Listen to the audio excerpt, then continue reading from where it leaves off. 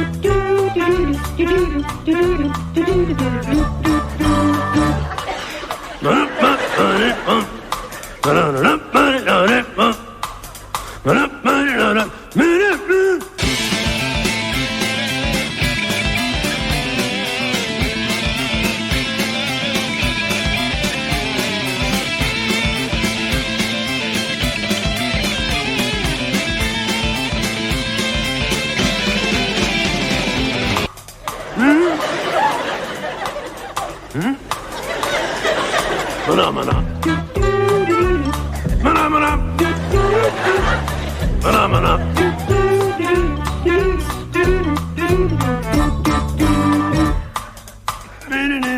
All right, we're playing now. Yeah, we just had a fun half an hour talking to ourselves. We had a great half hour of talk that you're never going to hear. It's probably right up there with, what was our abandoned episode? This is like the Magnum PI episode with Jack that we recorded, and you weren't on it. You claimed it was the best episode we ever did, and you couldn't. I still think it is. You couldn't quite put your finger on what it was, but you're like, "This is just good. It just smacks of ham right up in my ear." I don't like that you enjoyed that so much because I wasn't on it. Jalloween continues. One more time. One last time. Are we going downhill? We going uphill? It doesn't matter. It's going to be fun. I think we're ending it with a very strange movie. Yeah. I mean, we've seen a lot of powers. We've talked about Michael Myers driving. We've gone the gambit on this month. And now we're going to be dealing with telepathic insect powers. Yeah, that old thing. Did that ever come into play in, like, the X-Men universe or anything? No, I'd have to ask our buddy Sean Pigeon about that. Okay. Speaking of buddies, since this is Halloween, we got to talk about our resident horror expert. This guy's forgotten more about horror than you guys will ever know. This is very true. Our buddy Mike Mullins. You remember him from the Dallas Connection. Huge, by the way, on YouTube. Yes. I was up to like 400 or something like that. Love to hear it. We got 8 more Sedaris movies we got to get through? Oh, we got a lot of Sedaris. Yeah, the Sedaris verse. Probably my favorite multiverse in the world. I think somehow they're going to tie it into the Marvel Cinematic Universe. Is that I think that could be the only thing that saves the Marvel verse. I could totally see Julie Strain as She-Hulk. Yeah. Okay. Yeah. I'd be into that. She's dead, so we can't. I guess we could CGI her. I want the crossover to happen with Black Panther. I think that would make that a more solid 3-hour movie. Because you could do 60 minutes of an Andy Sedaris movie and then bring it back at the end. Bookend the movie with Sedaris. You could have Black Panther. Because Black Panther's got all those gadgets, so he could have a boat, a remote control boat. Come on. Make Shades the Submariner. Oh, God, that would be so amazing. Okay. He just rises up out of the water with the shades on. Oh, my God. I can already see the scene. You see Black Panther's reflection in the mirrored shades, and he's just man, I wish we could work with Disney. Obviously, we're outlawed from working with Disney. We do have to get through some outrage first, Murray. There's some bad news that you probably won't be aware of by the time this episode comes out. We mentioned the C word too many times, apparently, for YouTube. I just want to apologize to all our YouTubers. But this gives you more impetus to listen on our SoundCloud or any podcast app under Golan-Globus Theater. We got taken off of YouTube for a week, apparently. We didn't get taken off. Well, we can't upload anything new. We can't upload it right now, and 2 episodes can no longer be seen. Which, by the way, are available on any podcast app. Exactly. Under Golan-Globus Theater. Very convenient. Right, and it's because, like you were saying, we said the C word, not C cunt. word. We say cunt all the time. Nobody cares. Right. I mean, we're huge over in Timberley Stadium. Yeah, they love it. They throw the C word around. That's their favorite word. Right. They go, that Griffin, he's a right cunt. That's right. And I know it's a compliment. If you two want to get into merchandising, you should release a double pack DVD of those episodes and call it like Too Hot for YouTube. That would be good. That's a good idea. Marketing genius Mike's with us today, just helping us try to get over this hump of financial. Well, I mean, we're swimming in the cash already, but you can always use more. Right. So, the Laserdisc folk could use another wing. It's not like the early days when you had to get those fly-by-night sponsors. Right, yeah. And now it's just we're running the empire. I know. Everybody asks us, what happened to the advertising? We make too much money. We can't Right, help we don't need it. We don't need it. Right. Everyone asks us, why did you guys make a podcast? Because we're fucking rich now. Yeah. Oh, I will say I'm even more outraged with YouTube because they are putting on some of our episodes ads, and we're not getting a cent. We don't get any money from that. So That's how it works. I'm not happy with that. That's how it works. And so, yes, if you're listening to this, we're probably back uploading. Yeah. So we'll get all those classic, featuring Mike on a lot of them. He was back in the early days. I think he did almost every episode on our first October. Right. So you'll get to hear, if you like Mike, you'll get to hear more of them. And if you don't like Mike, like most people, well, I'm sorry. The most important question that we have to ask Mike today, because, of course, you know that we've watched hundreds of hours of action movies. Mike has put in thousands of hours. Like you said at the start of this episode, he's forgotten more about horror than most people know about horror. Including this movie we're going to do later on. But, What's that? Oh, yeah, he's completely forgotten this movie. Is that what you're going for? Yeah, that's it. Yeah, of course. Yeah. Where does Giallo fall on the horror scale for you? Is it up there? Is it kind of It's low. It is low. But you have to acknowledge that they are proto slashers, and you like slasher movies, don't you? Oh yeah, 100%. Like A Bay of Blood by Mario Bava.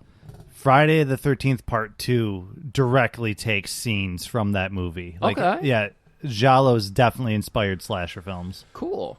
So there's a respect there, but it's just not your thing. Yeah, it's just not my thing. Okay. What is it? Is it just boring? Is it too weird? So Giallo is, a lot of them are just the same because a lot of people, they mistake Italian horror for Giallo. Like they think all Italian horror is Giallo. Okay. If there's supernatural elements, it's not Giallo. Okay. That's something else. So, Giallo is like man in a mask, lots of hot ladies, a crime committed, stuff like that. They're the proto slashers, like Tim said. Okay. But a lot of them is just like a guy in a black jacket with a black mask and black leather gloves and a knife. And then slashers, they got a little bit sometimes more they'll mix colorful it up with the murder weapon. Right. There is one, I forget what it is, but the murder weapon, it's kind of ingenious. It's an icicle. Yeah. And so it melts after you stab the person. Right. So there's no evidence. I think they made this joke on Seinfeld once. Like, I'd kill you with an icicle, and then it would melt. What are you going to do now? That's interesting. So you're big on the slashers. Yeah, that's what I was raised on. I recognize that they are the junk food of horror. Not a lot of nutrients, but they're a lot of fun. Okay. Is anyone holding the slasher mantle up well these days, or is it kind of Because we've talked about Halloween in the last two movies. Halloween is a slasher, right? Yes. Okay. So this is kind of a hot take. That's what we like. Chucky. Oh, like the new series? I love the TV show. Interesting. Because it's a nice blend of the camp of Bride of Chucky and Seed of Chucky, and then the more serious kind of, you actually feel that Chucky's a threat from the original Child's Plays and then the later ones, Curse and Cult. I do have to ask the question, is he just completely out? I'm not even trying to hide the fact that I'm a doll anymore, or does he still kind of like evade people's, radar by being a doll sometimes? He will be a doll sometimes. Okay. Because he's a doll, so he has to be stealthy, right? Like, he's not a big hulking guy, so he has to use his smarts. So if he knows this person could cause trouble, he's a doll. Okay. But then whenever he's around someone, he just is like, I'm going to kill you. He's he knows just Chucky. Use it. Okay. See, I never found these kind of movies scary because, I mean, they're in essence midgets is what Chucky is. And if you had a midget coming at you with a knife, wouldn't you just kick him in the face? Like, get away from me, midget. I wouldn't be scared of a midget coming at me. I'd be like, how dare you? How dare you try to scare me? My lawyer has instructed me not to answer this question. Well, But dolls are Look. dolls are not scary. But Yeah. here's the thing, Griff.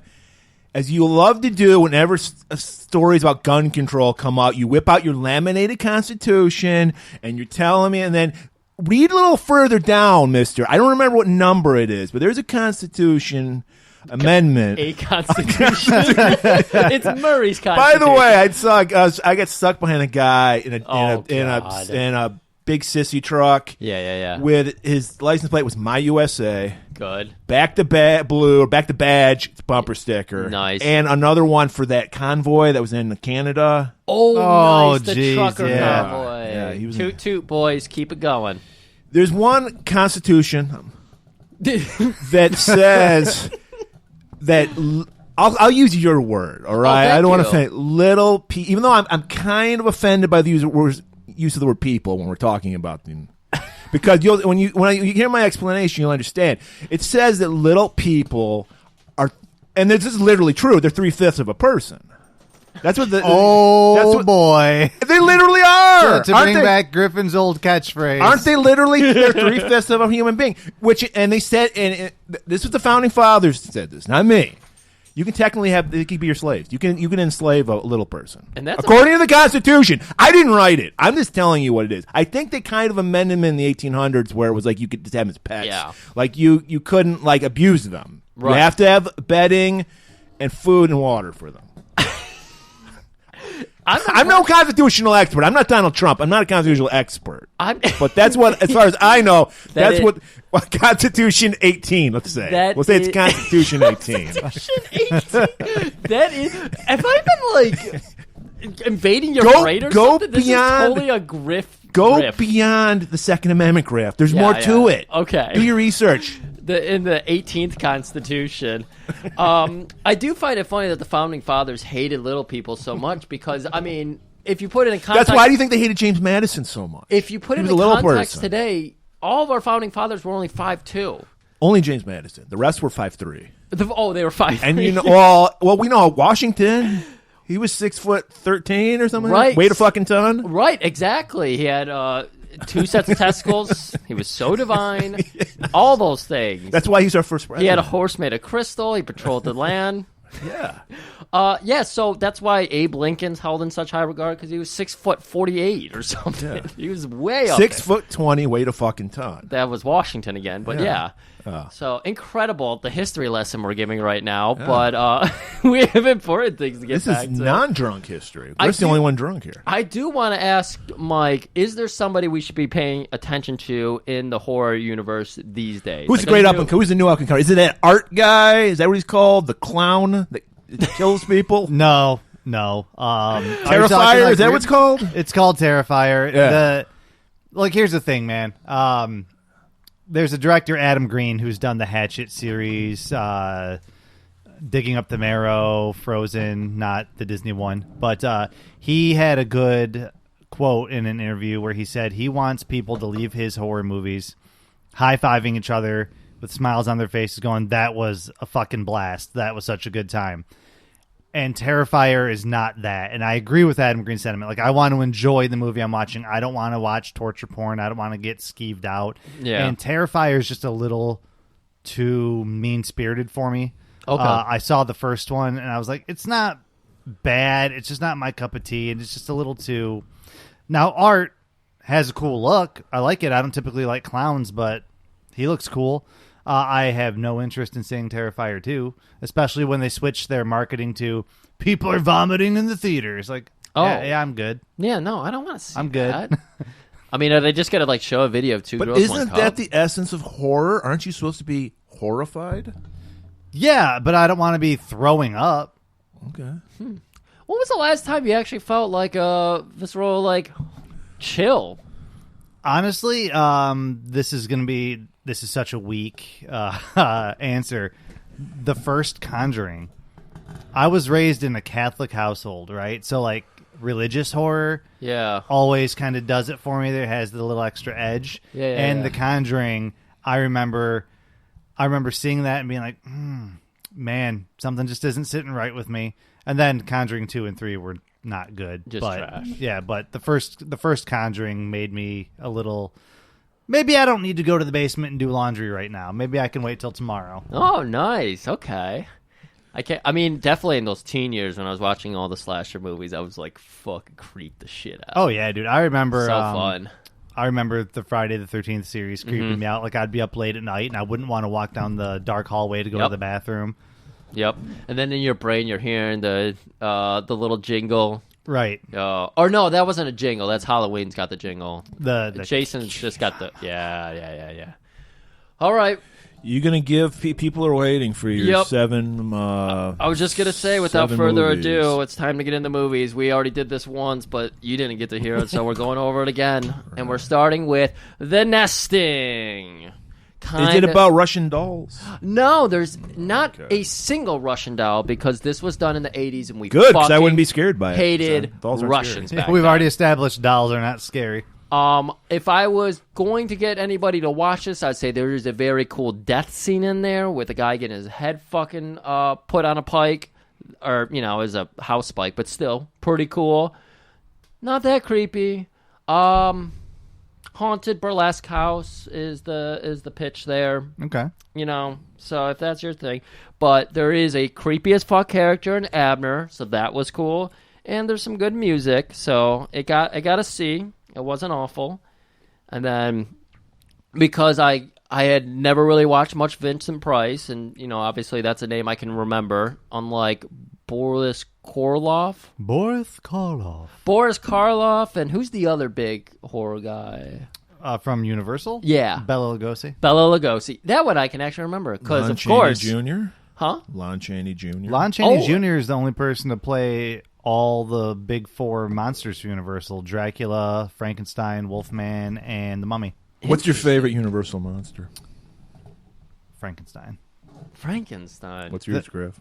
Ooh, which ones are there? Frankenstein, the Mummy? Frankenstein, the Mummy, Dracula, Wolfman, Dracula. Creature from the Black Lagoon. Oh, and I haven't watched enough, but just because Creature from the Black Lagoon reminds me of Swamp Thing, I'm going to go with Creature. Yeah, just the way Boris Karloff looked in the first Frankenstein. So creepy. Looks so good. Yeah. Creature's a close second for me. Okay. I'm going to have to ask you for the next batch because Halloween still goes on. Even if this is the last Giallo movie we're doing, Halloween's going to be going on, October. So I'll have to ask you about a Creature recommendation. Next up, Vinny Price Pool, The Tingler. Great fucking premise. You gave us a whole good story. Do you want to tell us more about the background on the Tingler? No, Murray, we're not getting sexual here. Okay. Yeah, I will repeat the story for the audience. That was produced by William Castle, who was a big producer in the 50s and 60s. He did a lot of the classic black and white horror. He did the original 13 Ghosts, House on Haunted Hill, The Tingler, and I think there was one more that I talked about earlier. But he used to do gimmicks in the theaters, and he would install little things to pop out and scare the audience. And for The Tingler, he actually put these electrodes that would shock people on their ass in the theater seats. Not everybody, but just like random people. Yeah. When The Tingler was so playing. You would hear people like scream out and everything in the theater. The 4D experience started with him. Exactly. That's what I'm hearing. Yep. And then Joe Dante did an homage to that with the movie Matinee, where John Goodman plays Lawrence Woolsey. So pretty much William Castle, and I highly recommend that to people if they have not seen it. It's a love letter to the atomic era 50s sci-fi horror. Yeah. So Tingler ended up having a cool premise. They had like this cool opening where they were explaining like how the audience needs to help along with the movie and everything, because the whole premise is that there's these creatures on our spines, and if you can't scream, it slowly like creeps up your spine and kind of takes over your body. So that was a cool premise. But Vincent Price's character, scientist gone mad, we can't really tell. And also Murray's favorite life lesson: never trust a rich white lady. Don't do it. Just don't. Begging for bad news. Begging for bad news. Next up, I know we already did this. I got to pretend like we didn't do it, but I got a controversial take. We did real controversial. Yeah, we I think we talked about it in this recording session, but we were just saying that we did Texas Chainsaw Massacre 2 with Mike years ago. Yeah. And it was a very fun movie. I loved it. I walked away from that Chop being Top, like, one of the greatest Chop characters Top, of all so time. fucking good. Well, I went ahead and I watched Texas Chainsaw 1 because For the first time. for the first time, because just like how we do it on this show, we always skip the sequels. We never start at the beginning. Right. And so I finally watched it, and holy fuck, that first like 35 minutes with Frank is rough. Now, the hitchhiker and that opening scene when he gets on the van and they're trying to be hippies, free love, all that annoying shit. That scene was legit creepy and good. But then you just have to fucking go with Frank and his crew for the longest time. And I hated that. Yeah. But Tobe Hooper did a brave choice by making an unlikable handicapped person. Yeah. You never that's see true. that in movies. No, Unless they're like, I don't know, it's like, isn't there like a James Bond villain who's in a wheelchair or something? Is Blofeld in a wheelchair? I think in one of them he is. I Okay. can remember one. It was one of the bad Roger Moore ones. I think it was... where he dumps him into like a smokestack. yeah. I'm pretty sure he's in a wheelchair in that one. Through Your Eyes Only, I think, is what that one Yeah. is. man. I hate Roger Moore Bond movies. well, But we're not talking about Bond. Yeah. He is, he's the worst of them, but he was in a bad era. The 70s was like a bad era. That's for true. And James it also Bond. didn't help that he looked like a grandpa and he's making out with like hot 20-year-old. Well, yeah, Brit he looked like a Eklund. grandpa, and he didn't look tough. He looked like No. John Connor looks like he'd kick somebody's ass. Right. Yeah. Go back, Griff. Go back to Griff. But yeah, Toby was Toby in the second one?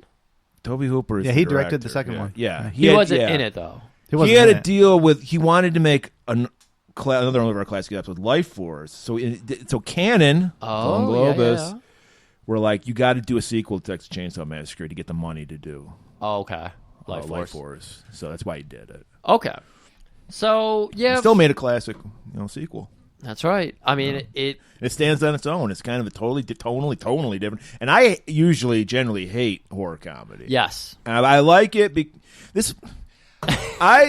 I'm Bringing up all fine the with horror emotions. comedy if there's stakes involved. If people are getting killed and they're scared. If people are just like, oh, so-and-so died, ha, ha, ha, whatever. Right. Then I'm like, it takes me out of it. Like, I like Return of the Living Dead. It's got comedy in it. Right. But still, everyone's terrified. They're freaking out. They're getting killed. Right. I think the problem with horror comedies is it needs to be like 60-40, 60% horror, 40% comedy at most. Like, it needs to lean more horror.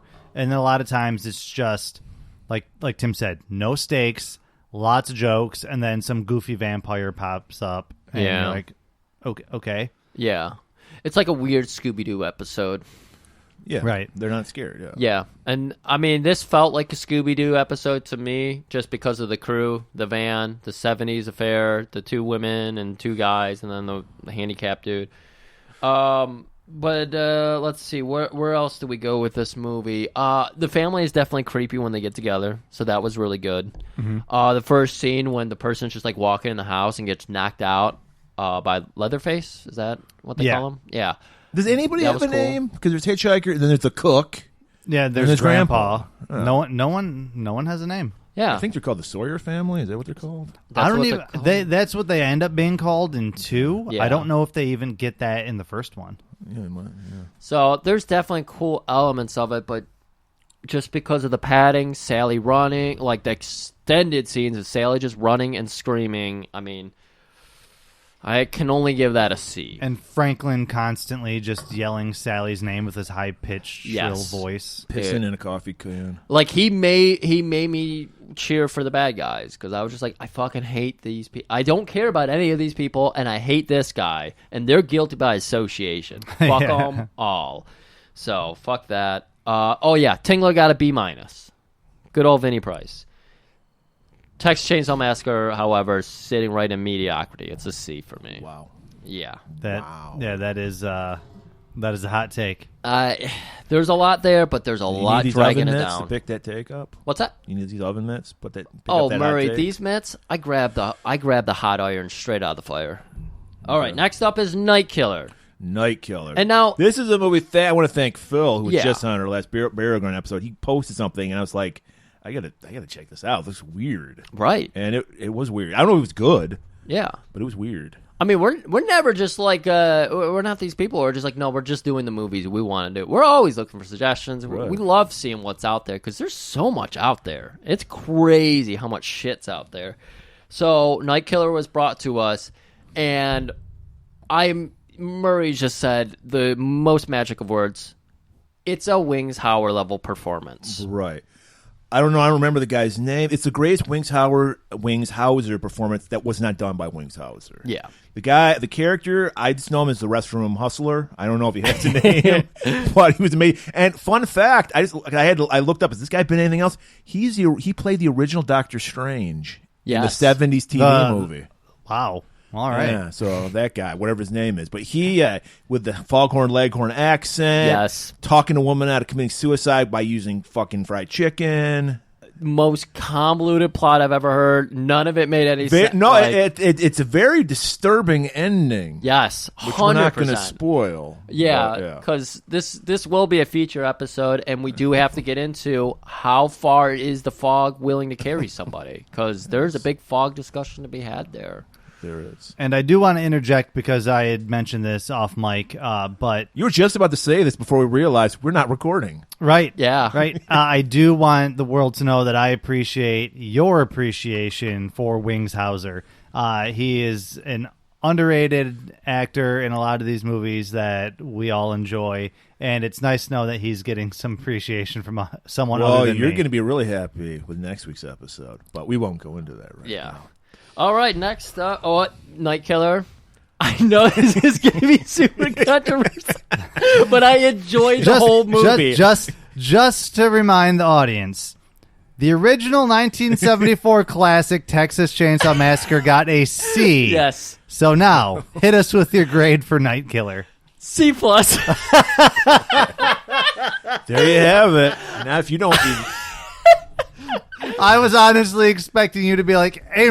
I was waiting for that. You should have, just for the joke. C+ is funnier. It would have been good. No, it's a notch above Texas Chainsaw because guess what? I fucking enjoyed characters. I enjoyed it all the way through. There wasn't Franklin just making me... Not a handicapped person to be seen. Exactly. I'm also... You hate handicapped people. Hey, man. I don't like little people. You don't like handicapped That's right. people. And here's the thing. People should just grade movies based on their enjoyment. They shouldn't look at, oh, well, this is a classic and it did so much for the genre. Fuck that. Did you enjoy it? Cool.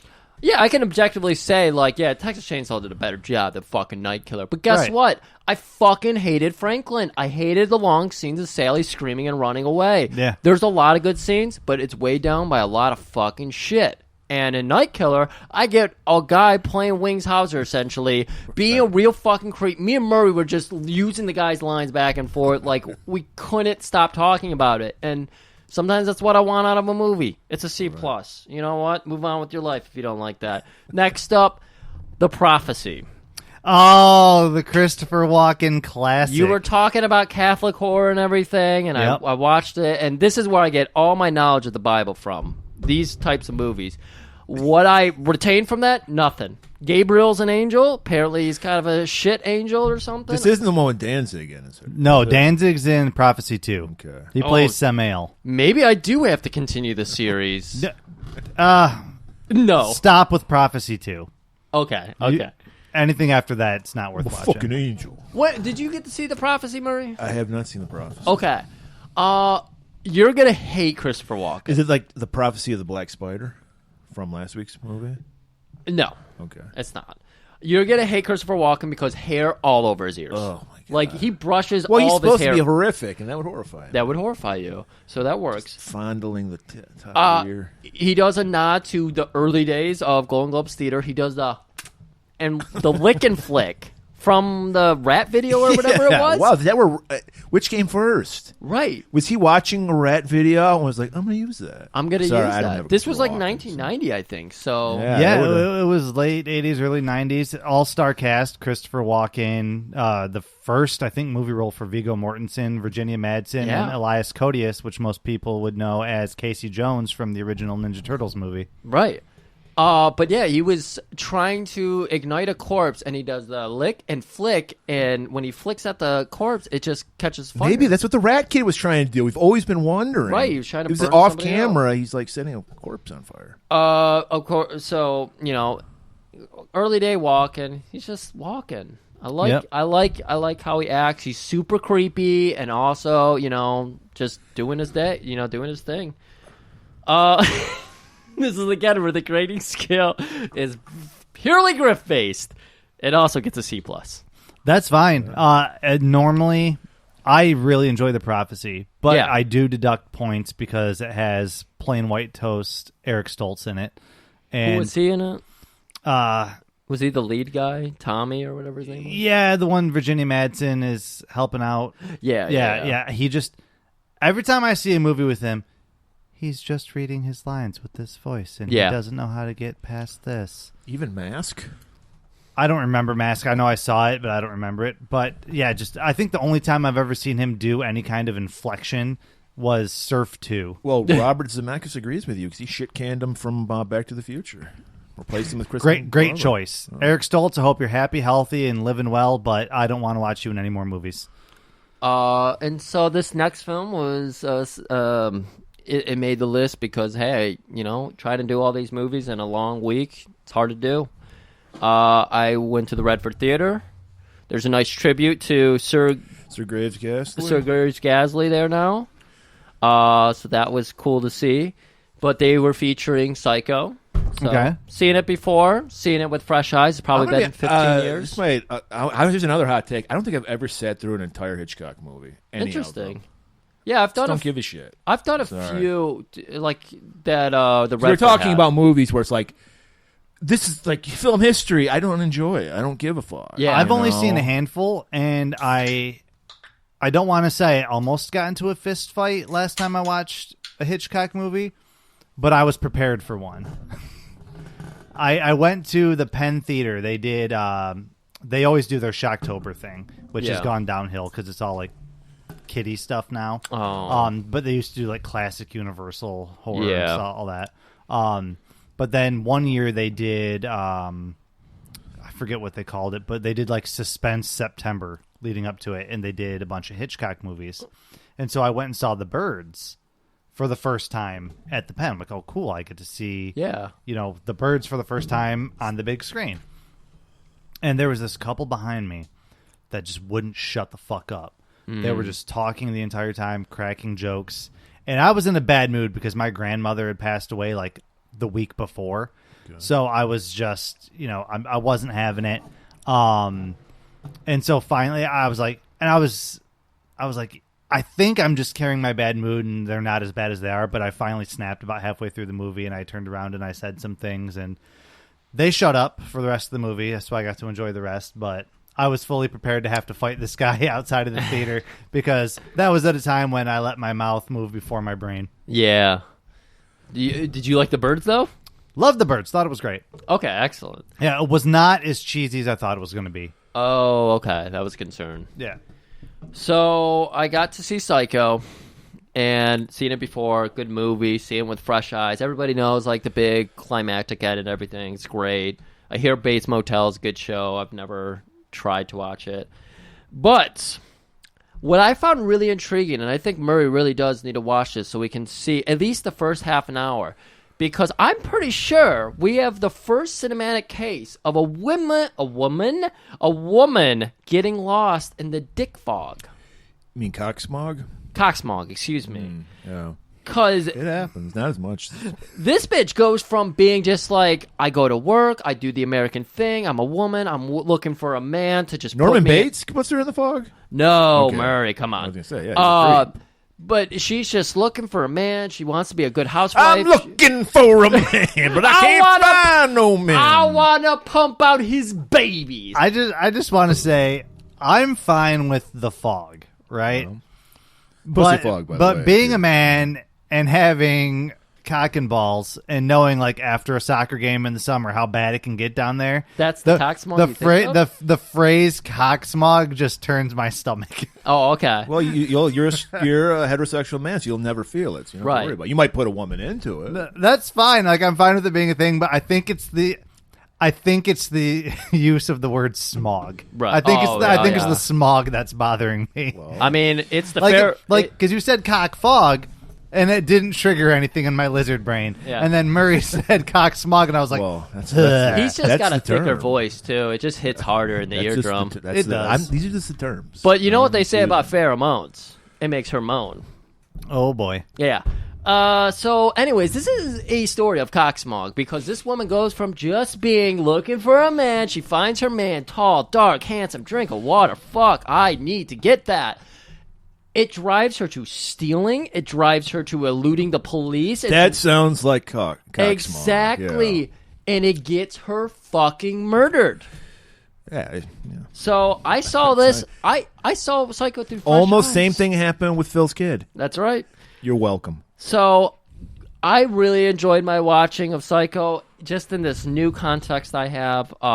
One of the most classic movies that gets a solid B.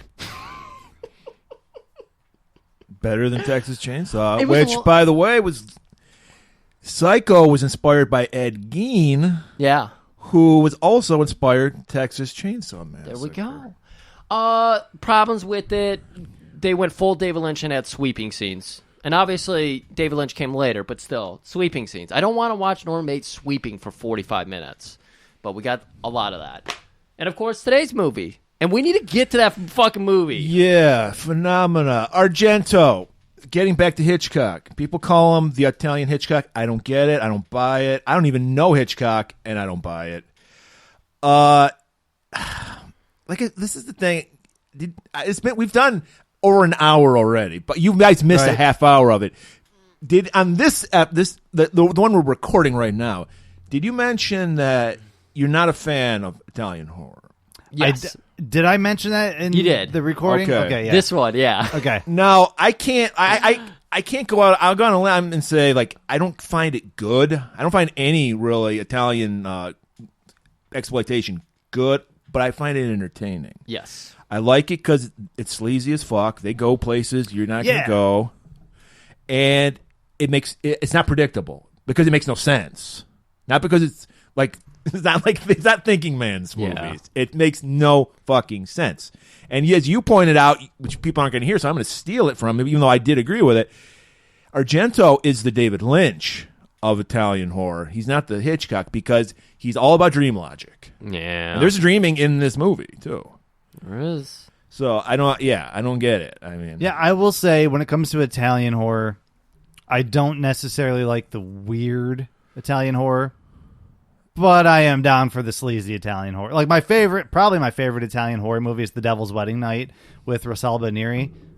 Fantastic. 8 out of 10. 8 out of 10. I really better like than that Texas one. Chainsaw Massacre. Yeah, it sounds like it's better. That's a B+. Better than The Tingler. I would probably watch The Devil's Wedding Night before Texas Chainsaw Massacre.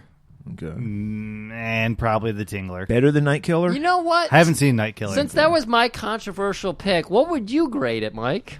Texas Chainsaw Massacre?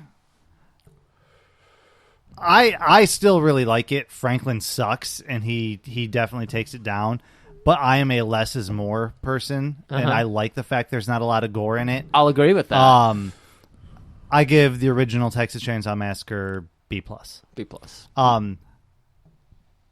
It's probably it's a better movie, but it's not even in my top 2 Texas Chainsaw Massacre movies. Jesus. Okay. If you want a real hot take, wow, that is a hot take because I haven't seen all of them, but the ones I have, I've not liked. Yeah. If you want a real hot take, I would probably go just in terms of my favorite, not the best, but my favorite, Texas Chainsaw Massacre 2, and then Texas Chainsaw Massacre: The Next Generation with Matthew Holy McConaughey shit. and Renee Zellweger. Mike is saying that in an asbestos suit because that is the hottest fucking take I've ever heard in my life. That was the first one I ever saw, and I was one like, where like fucking Leatherface is transvestite. yeah, the one? yeah, and I know I just said I don't like weird Italian horror, but I saw this when I was probably 10 years old. No, I was renting horror movies at like 12. I was like 12 years old. I'm like, this movie's fucking weird. I love this, and I still go back to it for a good time. Hey, that's what the rating system's all about. It's all on your personal take. Murray, what'd you give Texas Chainsaw Massacre 1? One, I'd agree with him. B plus. I mean, yeah. Okay. Because it's one of those movies.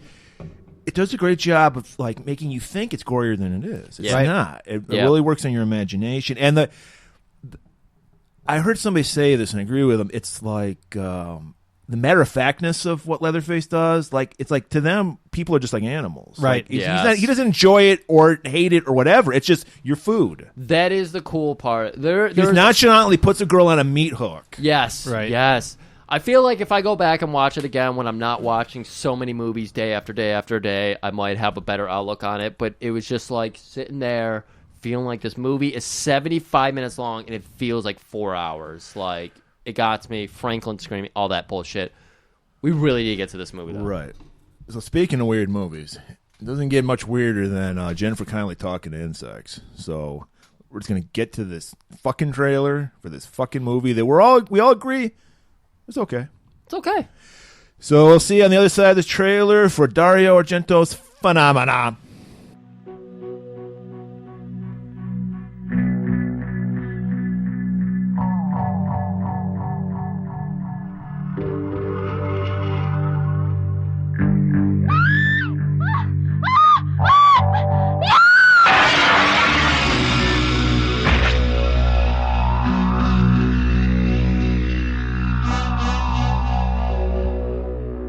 The wind, yes.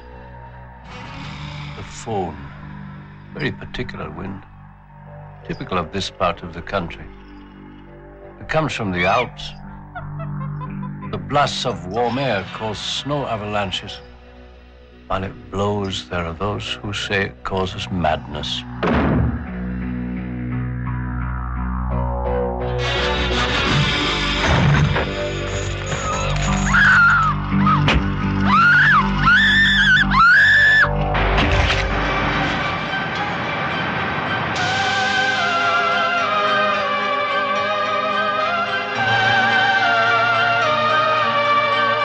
Have you any idea why they behave like that?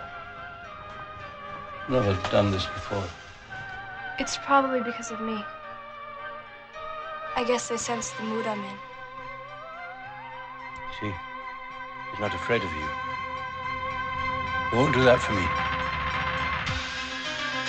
Ask him to lead you where the dead bodies are hidden, and he'll lead you. That fly is your magic wand. It's perfectly normal for insects to be slightly telepathic. Yeah, it's normal for insects. But am I normal?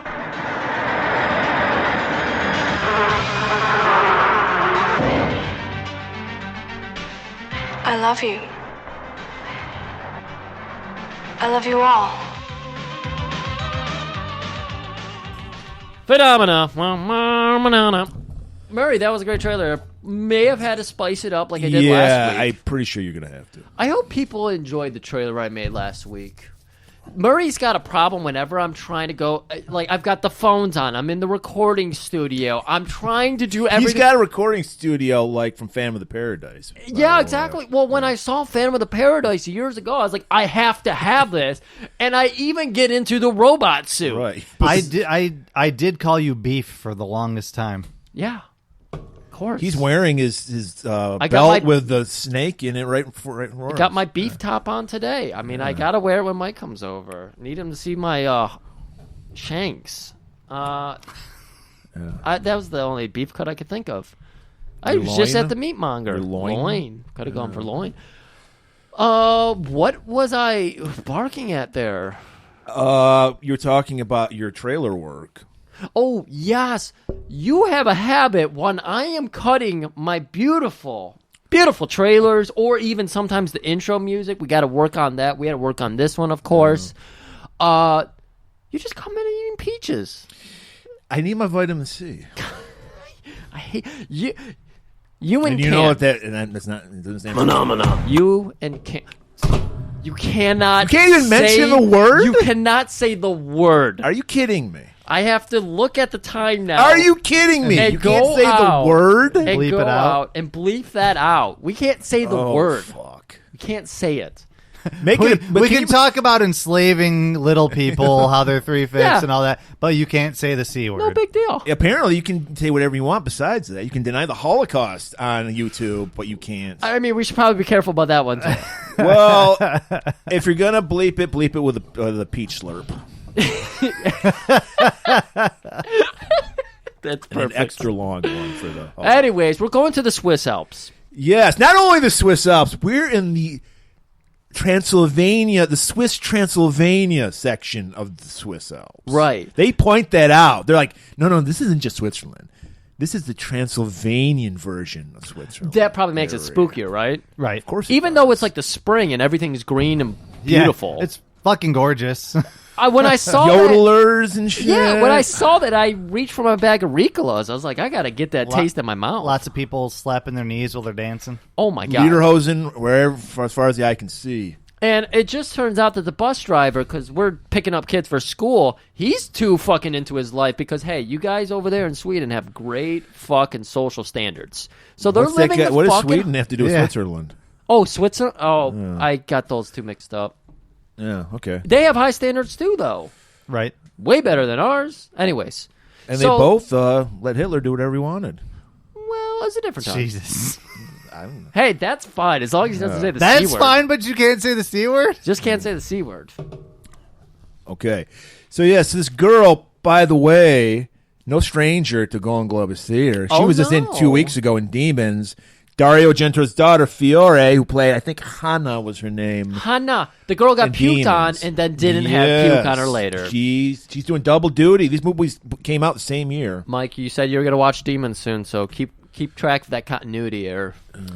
Will do. I'm just thankful that Dario Argento didn't get this daughter to get naked in a movie he was directing. No. What she was movie? underage. She was not old enough. But I think he asked. She said, jeez. Papa, Papa. I am but a child of 15. Oh, Jesus Christ. And he said, what's the matter you? Why are you not at 18? Anyways, so the girl, she's going out. She's trying to get the bus. It drives right by her. She was too Why late. didn't she just go home? Why is she like, I'm going to go in this abandoned farmhouse?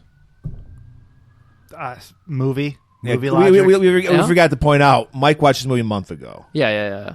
It's okay. So He's got this. he'll be in his own fog. He was going back to his own youth of walking up to Redford Union High School, and if he ever just said, well, fuck it, I'm late to school, I'm just going to pop into one of these houses along the way.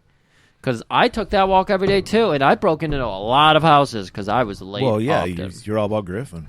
Yeah, I'm it was all great. about Griff was the bad boy at It's Redford true. Union. He'd walk Yikes. in. Yes. He'd walk in with his classy loafers like Rudy and the Monster Squad, Yes. and light a match on the bottom of it. But he wouldn't be smoking anything. He'd just light the match. I just like the match. You know, I played tennis in those loafers, and I did almost break my ankle a few times.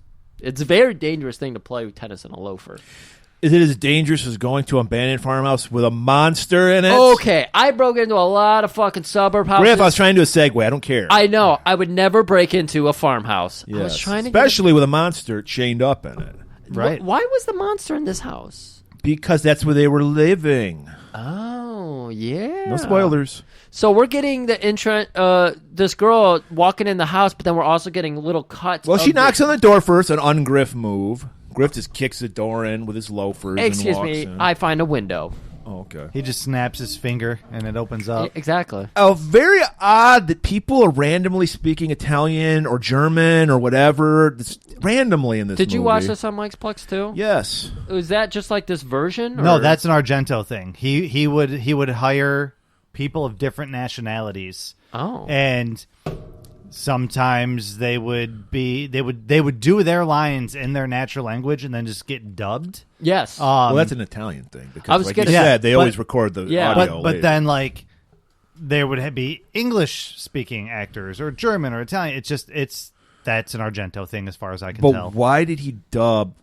There's a few lines of Jennifer Connelly speaking Italian. Yeah. I don't think it was her. I think it's weird. I don't know. No idea. It's Argento. I try not to I make was sense thinking of maybe anything it he was like, does. 'cause remember, and they did that in Violent City, and the reason for Violent City was because the American cut, Yes. it was shorter. So when they just put in the Italian scenes, they just didn't bother. Right. So That's- maybe they did that. I don't know. So that was the movie. There is an 82-minute cut of this movie, which called this movie is Creepers. very long, but I Yeah. don't think you could get it would make even less sense. Yeah, Yeah. there's Yeah. an 82. The U.S. version called Creepers, which I have, but I wanted the purest version of Phenomena. Hey, we've been treated to like 80, 90-minute movies all month, so it was cool. This is like an hour 50. Yeah. Yeah, So- it was long. Yeah, but, it moved along all right. So, yeah, she's banging on the door. She walks in 'cause no one answers. We hear the rattling of the chains because there's this thing. You don't see it. You just see the chains bolted to the wall, Yes. and they get yanked out of the wall. Right. So there's And- something strong lurking in this house. But she's too distracted by the cuckoo clocks. I mean, they're going off. They're going they're in crazy. Switzerland. When in Switzerland. Exactly. And she saw a big wheel of Swiss cheese. She just cut off a Jarlsberg, piece. Murray, come on. So she's looking at that fucking Is that charcuterie. what they prefer in the Yeah. Transylvania area of Yeah, exactly. Switzerland? Oh, no, come on, man. I know my cheeses. So they're up there. She's got the fucking cheese knife. She's getting ready to hey, Hansel and Gretel taught her nothing. You find an abandoned house, you go in and get some cheese. And there's something lurking behind her that wants to get a cut of her. Right. And he's got scissors. He's walking with scissors. As long as he's not running. As long as he's not running, it's fine. We still don't see what this thing is. She's terrified. We're thinking this got to be a monster. We're getting close to... Did we get full Giallo here, or is it close to? Because didn't we get a hand with the scissors? Yeah, we get a hand. Yeah. We get the. I think we get the POV shot, which Okay. is integral to Giallo. So she goes to run. Of course, it's a horror movie, so they can't open a door. Yeah. And he stabs her hand right in the door, pins her hand there with the scissors. Yeah. And then she yanks it out, runs out, and then there's just a waterfall right next to this house. This is just Switzerland, man. It's beautiful. Right. It was cool. They had this little cave Yep. hallway. They she had a was whole running. path and everything for them to run down. Okay, so and this is also a very Argento thing. He always has to have someone's head go through a window pane, because it's odd. Because it's like this. They're obviously filming at a separate location. It's some kind of park or some shit where there's waterfalls. So there's this like cave-like enclosure they're walking through, and then you come to this area where you can look down at the waterfall. There's a pane on the window pane, just placed there.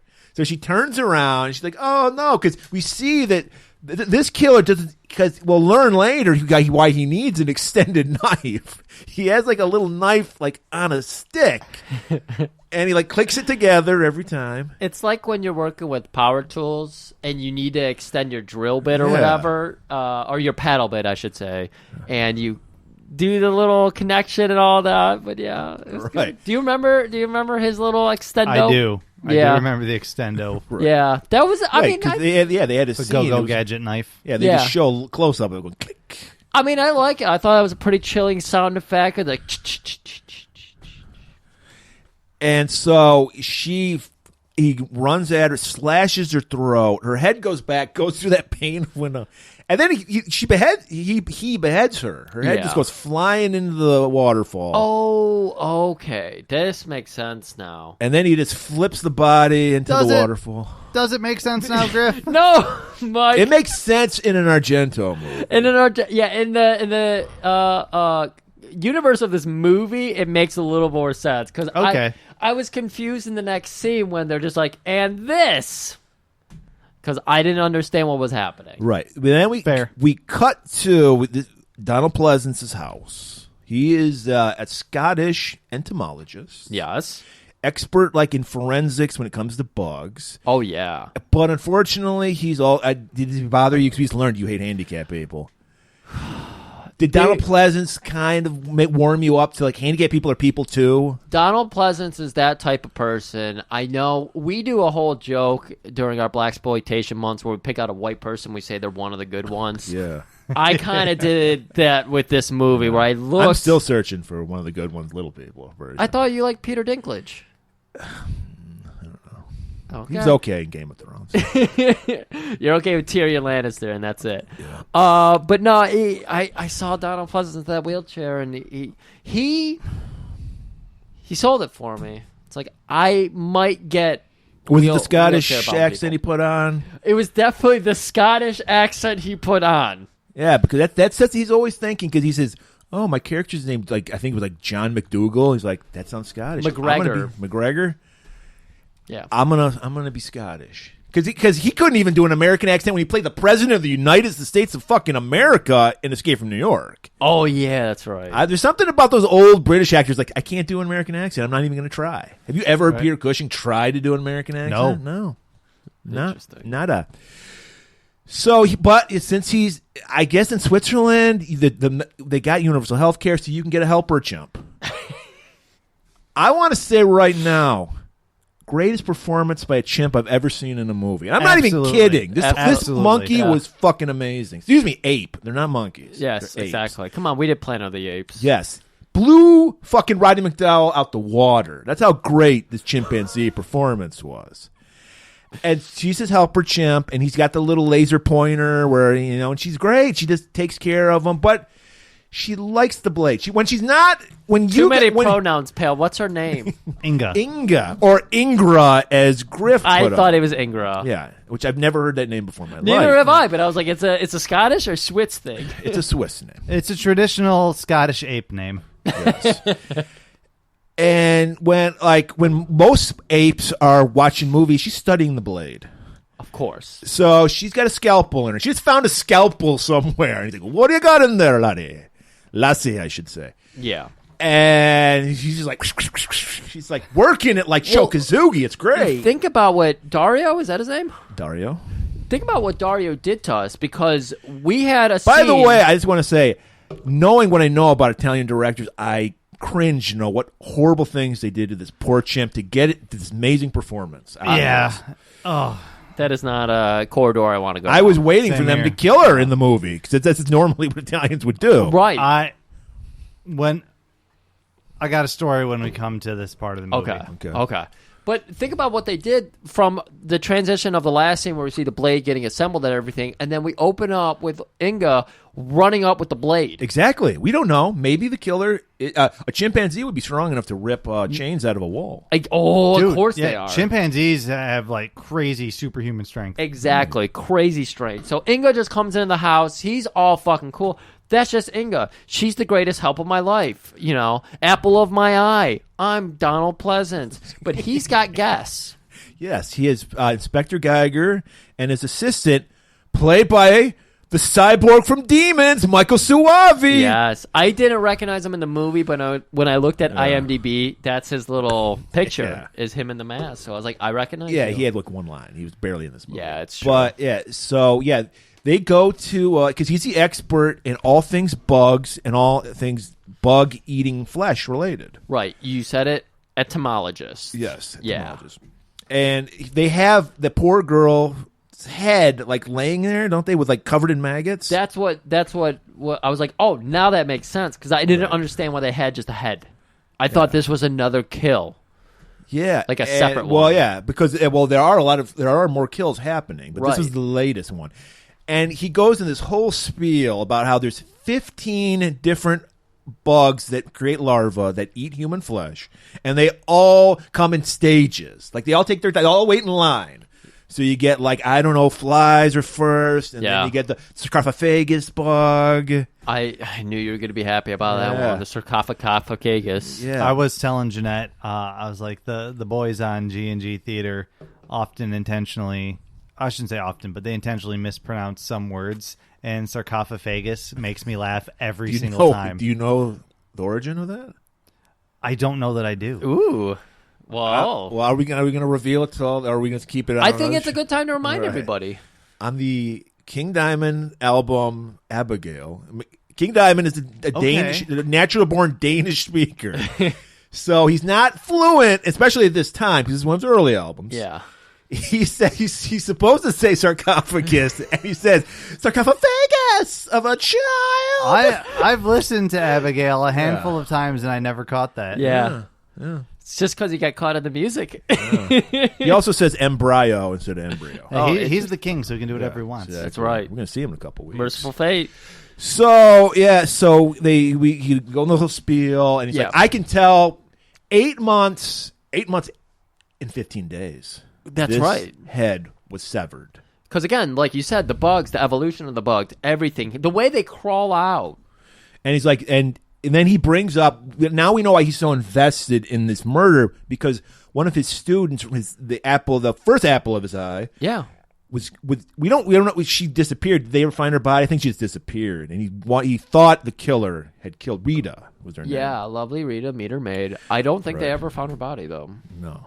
So he's like, "You keep me on Geiger, keep me on the info. What's going on?" Right. I'm invested. We get a little bit of a context on the relationship between him and Inga, how Inga helps him, because he's got a fucking giant laser pointer. Yeah, it's like a remote control. It was the 80s after all. And he points it at an object, and she's like, Inga thinks that this is my favorite object in the world now, and because she wants to please me, she's going to bring it to me.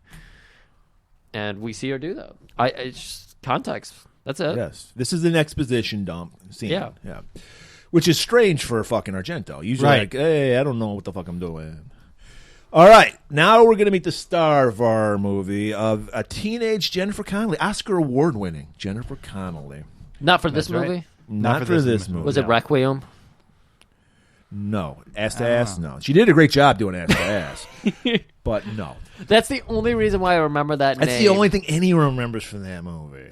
I remember a lot of that movie, but the only reason why I remember the name Jennifer Connelly is because my friend was like, Jennifer Connelly, ass to ass. And it's just stuck in my brain. But she's too young for ass to ass in this movie. She's like 15 in this That's movie. right. All right. Same so she's as what's-his-name's daughter. She's in the car with Frau Bruckner, played by Daria Nicolodi, who did not marry Dario Argento, but is the mother of Asia Argento, which Dario loves to have naked in his movies. Yes. Which is you want to talk about weird. somebody who's got pussy fog? Asia Argento. She made fucking Anthony Bourdain kill himself. What? What? Yeah, you didn't know that? No. She dumped him, and I'm sure there was other factors in his choice to off himself. Right. But I think that's what put him over the edge. She dumped him. Yeah, this has been your theory. Yeah. As long as you don't say the C word, you can go on any weird theory you want. I know. This is my own InfoWars going on right now. That's But yeah, bad. so you can blame her that you're not going to have any of those him That going guy around. seems like a really cool dude, though. He's like the Yeah. Henry Rollins of cooking. Yeah, but he's not immune to the fog. That's right. Yeah. There we go. So she's not the headmistress. She's the She's the assistant to the headmistress. She lets him know. She's like, you know where you're at? You're in the Swiss Transylvania. Yeah. And she's like, yeah, who gives a shit? And then a bee gets in the car. Who hasn't been in the car with a bee? I mean, has anyone been afraid of bees enough where one No, wants not to... afraid. I've been, especially the past couple of years, I've been stung by bees so many times. Yeah. You know the story. I do know got those attacked. stories. Well, actually, most of them are wasps. But Mike, ever been afraid of a bee in your car? if you're allergic, No. How about in your bonnet? In my bonnet, that's a different story. Okay. Well, technically, if people in Tim believe, that's in their car too. Their bonnet. Of course. It's true. That's the trunk. Is that what the bonnet is? No, that's the boot. The boot. So the front is the yeah. bonnet. Okay. Yeah, there we go. So, my sister has almost killed herself driving a car when there was a wasp in it. And so this is very real. My mom is allergic to bees, and she freaks out, which you shouldn't do. Yeah, you yeah. should just chill. You got to stay chill because those bees are They smell wasps. fear. They smell fear. I don't know if you remember our buddy Sean messed himself up pretty bad riding his bike. He's allergic to bees, and one landed on his hand when he was like going downhill, and he squeezed the wrong brake and ended up going over his handlebars. Oh Jesus! Got to be careful on those bikes. They go fast. Speed kills. Speed kills. So she freaks out, and Jen's like, whoa, just chill out, baby. The bee that goes right to her hand, sits on it. It is legit a bee. It is Yeah. not a wasp. It's not one of those dickish. it's a bee. And it's a bumblebee, so she's like petting it and shit. And Frau Bruckner's like, what the fuck? And she's like, I just love insects. They're just great. So we arrive at the school, and of course, Jen is warned by the headmistress now. She's come out to welcome her. You were supposed to be here yesterday. And she goes, airlines. And we do what a freeze are you frame. going to do? Thank you. We do a freeze frame because, come on, She looks at Seinfeld the did camera. it. Before she meets the headmistress, she meets her roommate. By the way, how huge is the school? They have a gigantic room just for 2 girls. I saw Even that. the Facts of Life girls had to be like 5 to a room. Right? Yeah. And- I saw that. I was like, fucking Switzerland, Dude, man. Yeah, that's where all the criminals launder their money and store their money and stuff, so the Swiss can afford it. Right? That's got to be it. And so she's like, hey, I just got off, airline food. She does a whole fucking Seinfeld routine on airline food. That's right. What's the deal with airline food? I'd be willing to eat just about anything. You wouldn't happen to have any food in here, would you? As a matter of fact, I happen to have 3 jars of baby food that my parents left. Just so casually put out on her desk with the lamp lighting them up. Dario. And Jennifer's like, I'm into it. Yeah. And she's like, and by the way, veggies? I'm a vegetarian. Yeah, the Perfect. first one, of course, was Vinny's meatballs. And she's like, Right. well, I know these are great, but I can't have them. Right. And the second one, of course, was Chinese ribs. Yeah. General Tso's chicken. And there General were some Tso's Chinese ribs, sticks in yeah. the jar. Yep, exactly. She's like, I don't know how to use those. Yeah, that's right. And then the So, veggie. Give me the veggie. And she could have just used the Chinese sticks, but she's like, you know what? I'm going to use the edge of my toothbrush to eat this. Very Argento. Made Very. no sense at all. Right. She's scooping it up. Then the headmistress walks in, and she sees this beefcake poster of her father, Paul Sorvino. Yeah, Jennifer's It's father. Paul Sorvino.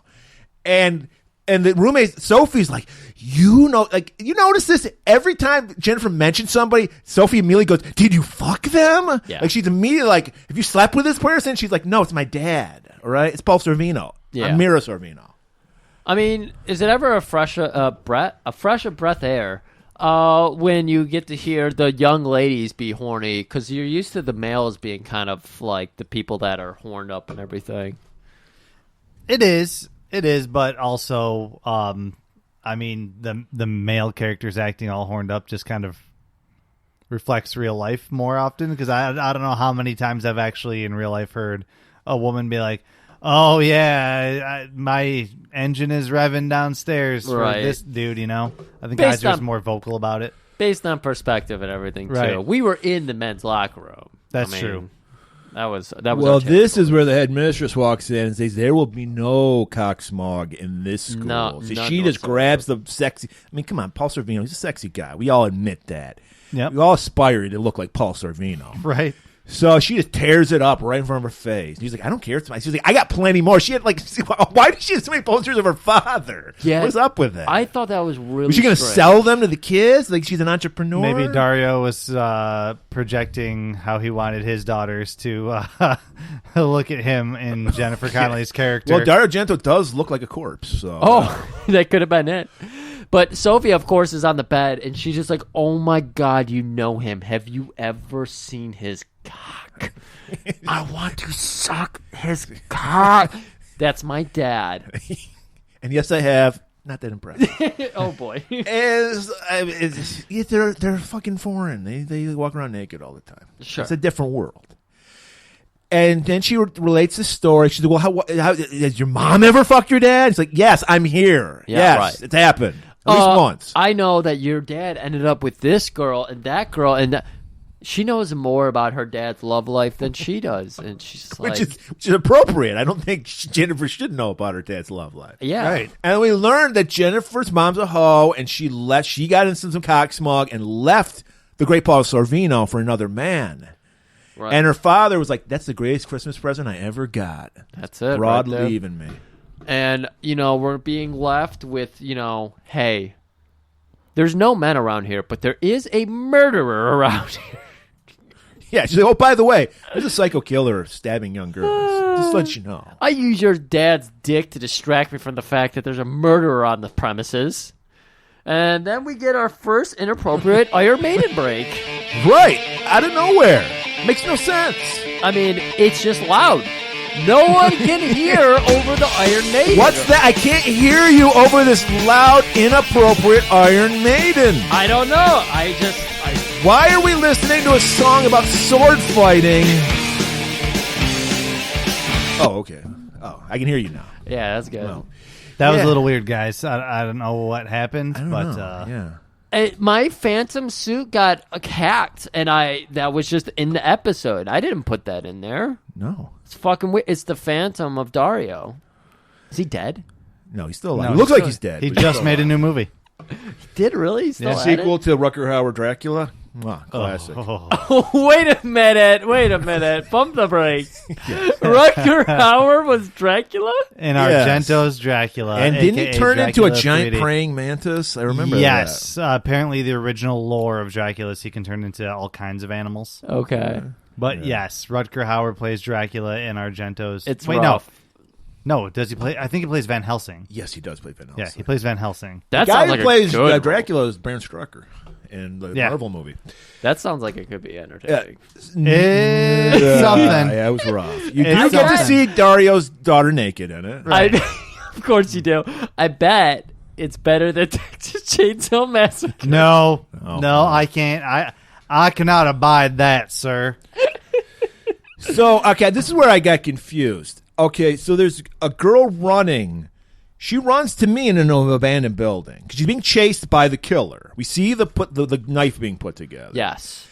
While that's going on, we cut back to Jennifer Jennifer. sleeping. Right. And she's having a dream. She's walking down a hallway. Yes. It's a POV shot. We're just seeing the hallway going down a hallway.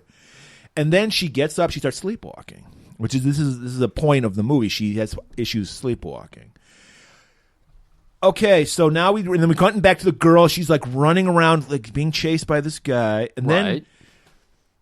what I don't understand is, does she walk to this abandoned building while she's sleepwalking? Because next thing you know, she's like in the second level outside, like it's not a balcony. She's like there's like an awning almost. Yeah. She's walking across it, sleepwalking. And then we see the girl once again bust through a window pane, and the knife goes through the back of her head, out her mouth. It's kind of cool. Is she in the school, or is she where is she? How far did she sleepwalk? I don't recall. But if she magically sleepwalked. What is the proper terminology? I don't know. Sleptwalk? But if she actually did that, then we have to just chalk it up to Argento logic. Okay, yeah, because I could get her walking out of the school. Why is she on the second level of this? Okay, so building? I guess the question would be, where does she end up next? Like, does she wake up in her bed, or does she end up? I think the murder wakes her up, right? So here's what I remember, because I had to watch this morning for notes. She walks across that second floor balcony, and she's hearing the shrieking, and it's hitting her brain. It's affecting her in some way. But then she ends up stumbling over just a crack in the floor in the balcony. Yeah. She gets caught on a rusty nail because she is full-on Magoo mode here. Like, there's just all kinds of crazy Rube Goldberg systems helping her not kill herself while she's sleepwalking. Gets caught on the nail, falls just a short way to land on the covered porch and everything. Just wanders out into the street where cars are nearly hitting her. Yeah, well, no, she does get hit by a car. She did. Okay. Yes, but doesn't wake her up. No. Well, I think that does wake her up. Oh, you know what? That then did, yeah. Two young rapists just happen to be there. They're like, hey, there's a girl we just ran over. Let's take her. Let's grab her. And there is and they're speaking German, I believe. Yeah, they were. Yeah. There's witnesses, too. And they're just, like, watching. And they look super sketchy as fuck. They're just grabbing this young girl, and they're just, like, watching. Like, hey. Guys, it was the 80s. This is before the Me Too movement. Boys being boys. Yeah. They might take her to a dumpster and... Swinging sleazy, you're up. That's right. So these guys are just like, hey, no problem. In German, I translated. Hey, it's no problem. We're going to party. You look like you're a little woozy. We got some things that'll bring you up, bring you back down, anywhere you want to go. Yeah, right. So they're in a convertible. They're driving. The guy in the passenger seat's holding her. She's fighting for her life. She realizes this is a sketchy situation. And then she eventually opens the door and just rolls down a hill. Right. And they realize, look, crazy pussy's good pussy, but that puss, a little too crazy. They don't want to work for it. They don't want to run down that hill. Right. There's also that. I mean, isn't that Kate Bush song? Is that what it's That's about? running up that hill. Oh, it's not down the hill. Yeah. Okay. It's about crazy pussy?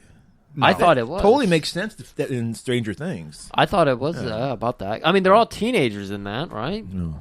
I hope they don't get too horny in that show, because you know what happens to horny teens? They get murdered. Yeah. They always get murdered. Yeah. They do. Come They on. do. So, this is what I learned from a later scene we have, which is about a half hour later with Donald Pleasance. Being hit by the car awakens her ability to speak and see through the eyes of insects, because she sees some ladybugs and they crawl on her hand, and she's kind of communing with them. They don't really tell you she's seeing through them yet or speaking to them, but you tell something's going on. We do get the point of view shot of the ladybug, though. Yeah. And so the way he shoots it is trying to say, like, I think this bitch got some power. And then then all of a sudden Inga shows up. She's making the rounds. Apparently they just so happened she fell out of the car right in front of Professor John. Just like a McGregor? well-behaved dog, Inga's just allowed to wander the premises. Right. Well, she's done. She's a strong, independent woman. That's right. And so she happens to be doing her rounds. She's just a fucking ape getting along with ape things. And she's so helpful. She's like, this is a girl in distress. Right. I got to help her. Apes have the strongest sense of good human beings. Right. Just saying. So she leads her to the professor's house, and he checks her out. Even though he's a professor of entomology, he can I'm a doctor. I have a doctorate. Like So he's checking her eyes, dilated pupils, all that. Are you on drugs? Do you need some uppers, some downers? I got them all. Right. I can give you a prescription. Apparently, if you're a doctor, even inside of medicine, you can get prescriptions. Right. I didn't know that. Yeah. That's right. So an entomologist, go to your nearest entomologist if you need to get high. You need some opiates. That's it. Yeah. And she's like, hey, I heard about this murder's going on. He's like, oh yeah, by the way, the student of mine, Rita, yeah, she's one of the victims. It sucks. You kind of remind me of her. Hey, Yeah. I got her one of her old coats. You want to have it? Because you look like you're cold. Yeah. It just so happens that you're the exact same size to wear her over, size coat and everything. These bugs really fucking like you. If bugs like you, I have to like you. Yeah, what happens is he's like, Inga, go get the coat for her. And then we see he's got this contraption for his wheelchair. The wheelchair lift. Yeah, wheelchair lift. Yeah. And Inga, he just points his laser pointer. Inga's like, I know the coat. Yeah. I know exactly what you're talking about. Goes up there. And then he starts looking at a bug, and a bug just jizzes all in his face. Right. He gets the money shot on his glasses. Fortunately, he had glasses. Yes. And she's walking down. That's the money shot that spurred a whole porn industry, by the way. Right. No one ever thought of jizzing on glasses until they saw that ejaculate hit Donald Pleasance's glasses. Right. That's true. Yeah, So, true. Dario, the dreamer Innovative. keeps on dreaming. She sees it. She laughs. Ah, you got jizz in your face. And he's like, be careful around these young lady, because they'll fuck right in your mouth when you're laughing. Right in their Right. throat. Yeah. You're too young for that. Right. And we learned that not only are young girls horny, bugs are horny as fuck. Yes. Bugs are the horniest type of animal on the planet. Yeah, the Sure. nonstop fuck. Even more so than those raping dolphins. Oh, boy. Right. Don't get into the dolphins. Look, this is a dolphin-free podcast. Good to know. And so, but we have a lot of Dolph fans. It's true, and we do call them dolphins, and Yeah. that is the closest we will get to real Dolph. And as far as I know, Dolph's never raped anybody. So, as far as I know. As far as we know. So, YouTube's just got their finger over the... They're waiting. And the bug immediately goes to her because this bug, he'll jizz on a guy's face, but he's strictly into pussy. So the bug goes straight for her. She's just like, oh yeah, I have this affinity for bugs. They just love me. Oh, and by the way, I was sleepwalking. He's like, you know what? I got the perfect cure for sleepwalking. When you're sleepwalking, tell yourself stop sleepwalking. Works every time. Good logic. That is very sound logic prescribed by Dr. McGregor. Is this one of the reasons you don't like the Italian horror movies too much, because they offer us this level of logic? Probably. It's just... I don't know. We can continue to dive into this as we go on. It's just... I like my movies. They can be weird, but they need to make sense. And oftentimes Italian movies have a lot of stuff that don't make any sense. They never make sense. So if we're getting the temperature of and this by the room, way, this is probably one of the most sensible Dario Argento movies. Probably. Yeah. I mean, yeah. There's an explanation for a lot of shit, and it's Yeah. still fucking crazy. if we were getting your temperature for the movie at this time, it's comfortable, it's too hot, too cold? At this point in the film, At this I'm point. still comfortable. Comfortable, okay. Yeah. All right, so she goes back to the school. Next day, they give her an EEG to check her brain waves. Right. This bitch been saying all kinds of crazy things. She's sleepwalking around the school. She got hit by a car. She got right back up. She did the fucking Undertaker hinge. Like, what is it? The doctor is like, sleepwalking is the first step to multiple personalities, schizophrenia. That's right. We got to check you out. She's like, I ain't fucking crazy, all right? I saw somebody get murdered. And there's like, yo, you know what you're talking about. Right. So, begrudgingly, she goes along with everything because she's like, I got to prove to you guys. They got her all hooked up. They're going to measure her brainwaves and Her all BIMs. that. Yeah, her BIMs. And so she's like, measure my fucking BIMs. I'm off the goddamn chart. And then she starts having flashbacks to last night. Because this is how she saw it. She didn't remember that she saw a murder until this happened, I thought. Right, yeah. Okay. And so her charts start going all fucking BIMs crazy. are off the charts. In the bad way. And they're like, we got institutionalized. She's like, fuck you ain't. And she rips the fucking thing off her fucking head and walks out. Right. I mean, Headminster's telling her, we got to get you on the barbiturates. We got to get you on the tranquilizers. We got to get you fucking down. Do you fuck with Molly? What are you into? Yeah. And like, Do you get wet with the Sherman Helmsley? Yeah. And she insists, no. I get... This is the 80s. She's like, I believe Nancy Reagan. Just say no. Exactly. Give me a Pepsi. That's all I need. And they're like, sorry, we're Coke. We're affiliated with Coke at this school. Switzerland is a Coke country. So she rushes, as anybody would do, she rushes the phone, call her dad. I need to get the fuck out of here. This school sucks. They ripped up my Paul Sorvino posters. I got to get out of here. Can't get a hold of her dad. Yeah. Her dad's like a Peanuts parent, never around. Oh yeah, she keeps having to talk to Maurice. Yeah, Morris Shapiro. Oh, it's Morris. Okay. Yeah, and yeah, he's just confirming your dad's out of town. He's on like a Jewish holiday. He's Jewish for this week. yeah, that was weird because they are Italian. They're the only Jewish Italians in the history of the world. So she goes back to her room. She's like, Sophie, I sleepwalk. Can you help me out with that? And Sophie, of course, being a cool new Oh, friend. yeah, they actually and go to everything. class. Because there's a scene. Oh, yeah, that was in the class. There's an Asian girl wearing a Barry Gibb shirt. Yeah, what was that? that was probably Were the Bee Gees still popular in the mid-'80s? No, they were not. I did Their peak was Saturday Night Fever. I also had a Barry Gibb shirt for a while there, so I get it. Are you sure it wasn't Jesus? Yeah, I am. When I worked at the comic shop, our favorite, Mr. Mint, Dennis McDermott, found, I don't know which Gibb it was, but it was a Gibb, found a poster of one of the Gibb brothers. And there was like the bottom half, like right below the fold, was just a close-up of his crotch in tight white pants. And he said something like, yeah, look at that. I used to have pants like that back when I was a man, or something like that.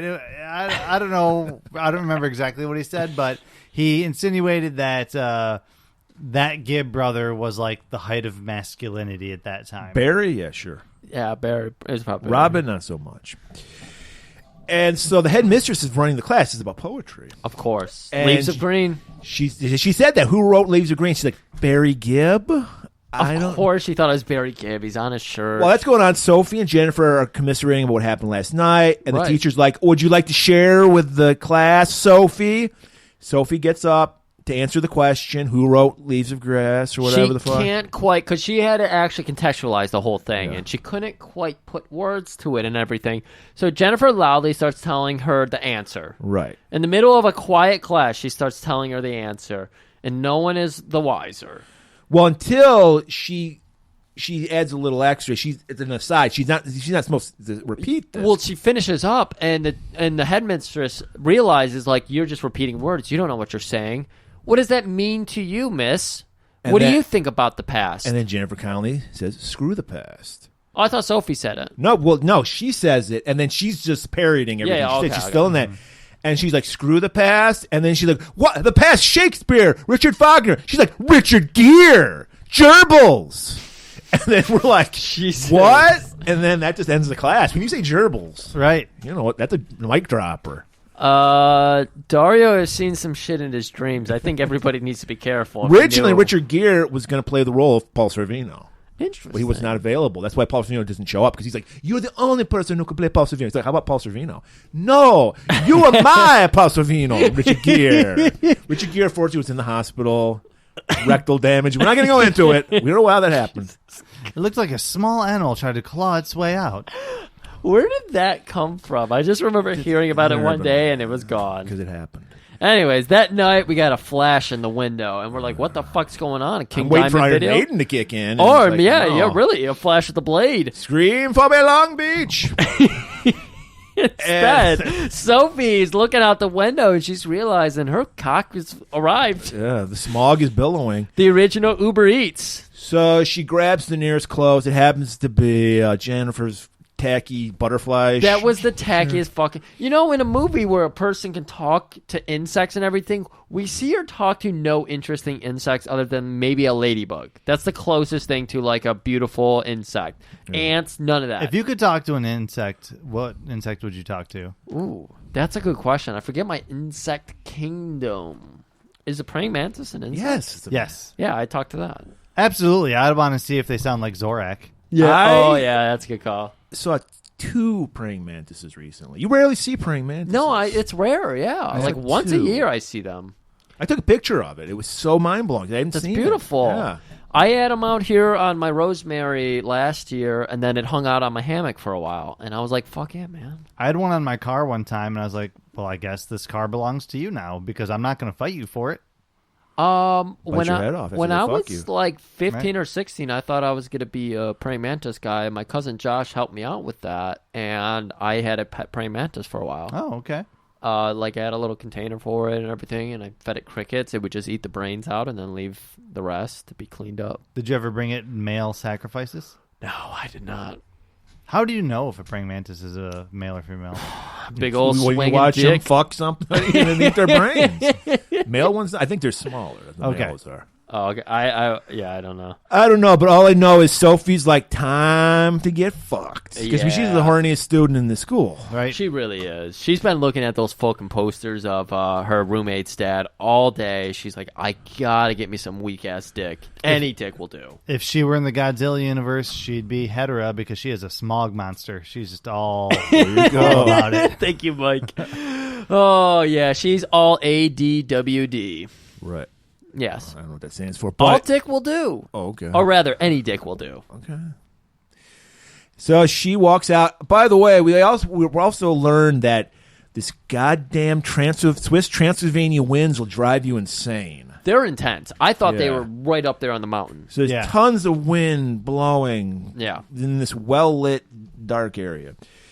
We get a nice scare because I think we get a shot of the fucking knives going together, that set shot, because we are led to believe she's going to get killed. Oh yeah, I feel like the setup for every kill in this movie, for the first hour 20 minutes, you do see the knife come together. So she gets attacked, but no, it's her boyfriend that was shining the flashlight into her room. Of course. And this is a lot of weird gender role reversals in here because he doesn't want to fuck. Yeah. He kisses her once and then's like, I gotta go. I got a 3 Why hour did you even drive. bother showing up? If he was Right. like, I gotta, he's a fucking cock tease, dude. He's a cunt tease. Maybe he has the fog. She has the smog. He has the fog. Like he's like, oh, I got to show up. I just got to give her a kiss. I know I got to go. Okay. I don't know. I don't know if that's the. I thought the fog you'd be like pinning her to the ground. If you, I don't know, man. It I feel- depends. As we I learned feel in like- our Violent City episode, there's the Uther fog, which is what you're talking about. Okay. There's the Jeff fog, which is the sad sack fog. Oh, I right. think he has the Jeff fog. He has the because Jeff if fog. you don't have the fog, but you're still driving 3 hours for a kiss, That's true. He explicitly says, I drove 3 hours just to put a peck on your lips. He's straight Jeff. He needs to be careful. He grew up to be the lawyer, Jeffrey Fogger. Yeah, there's not many things I would drive 3 hours for. Yeah, definitely not a peck. Yeah. Oh, yeah. But maybe he realizes he's in the fog, and he's like, I gotta smog the fog. So he's like, I'm gonna play hard to get. Oh, yeah, you think this is a power move? Could be. Maybe this beta's turned into an alpha. Oh. He's in the army, so maybe he's learning some guy shit, you know? The Swiss Army. Yeah, he had the knife and everything. And she even calls him out. It's like, you limp dick, because she's ready to fuck. Right. And maybe, I think he's fucking playing hard to get, because it worked. Right. She thought she was in control. And now she's like, you limp dick motherfucker, get the fuck out. I didn't even want to fuck you. So as we're seeing this whole tussle happen, you know, Bradley is on his way. I don't know why his name's Bradley, but his name's Bradley. And we start to see Jen stirring in bed. And, of course, Sophie's supposed to be there to, like, help her if she starts sleepwalking. We start seeing her going down that tunnel. Exactly. She's walking up to the door. She bumps into it as we're seeing, like, the blade being assembled and Sophie shrieking out. And you're like, what the fuck happened? And Jennifer says to herself, you're just sleepwalking. Just like Donald Pleasance told her to do. Right. You listen. And you think she snaps out of it. Because then she opens the door and just walks out. But no, she's still in it? I don't know. Because then she walks outside and a firefly... When people sleepwalk, are their eyes open? I've never known anybody to sleepwalk. Yeah, I have no idea. I've sleptwalked. And your eyes are open. Like, I was seeing things, but you're not registering. It's like... If you've ever been in a tragic accident or anything where it's like you're seeing... sleep life is more interesting than his real life. Because as we pointed out, Griff's the only person we know that ever had a wet dream and sleepwalks. No, I know someone else that had a wet dream. I'm not going to say his name, but he told me this. He told me this crazy story. I'm jealous of it. I'm not embarrassed by it. I wish I could just come just by sleeping. I just think it's funny. I can't name this person. Again, he's a great dude. I don't want to embarrass him on a podcast, but he told me this crazy story about how if he has ice cream too close to bedtime, it causes wet dreams. Wow. Interesting. And I was like, thanks for sharing. Yeah, I can't say I ever correlated two things other than I saw something, I was horny, I went to bed. Yeah, just put some tissue down there. Why would you want to stop it? Like, it's like... Well, do you get easiest... gratification out of it? I mean, you usually wake up and you're like, okay. Are you cognizant? Are you having a sex dream, or it just happens? No, it's definitely usually there is sexual frustration happening in the dream. Okay. Maybe I'm in like a dream fog. And so there's a lot of rubbing happening, I think, and then it's just like you end up fucking with jizz all in your bed, and it's like, okay, I gotta wake up and deal with this now, because I don't want to sleep in my own. I can't imagine that's comfortable. Yeah. So it's like I gotta clean up or sleep on the. I don't know. You don't want to sleep in the wet spot. You want to. Right. Exactly. So. She walks out. A firefly comes to her. Now we've realized we've said that she can talk to bugs now. Right. She's the bug Dr. Doolittle. Right. And apparently in Switzerland they have no actual fireflies, so they did a special effect for this. Effect, yes. Yeah. Well, you can't train a firefly. They're not like chimps. Yeah, they're abundant. You probably could catch one.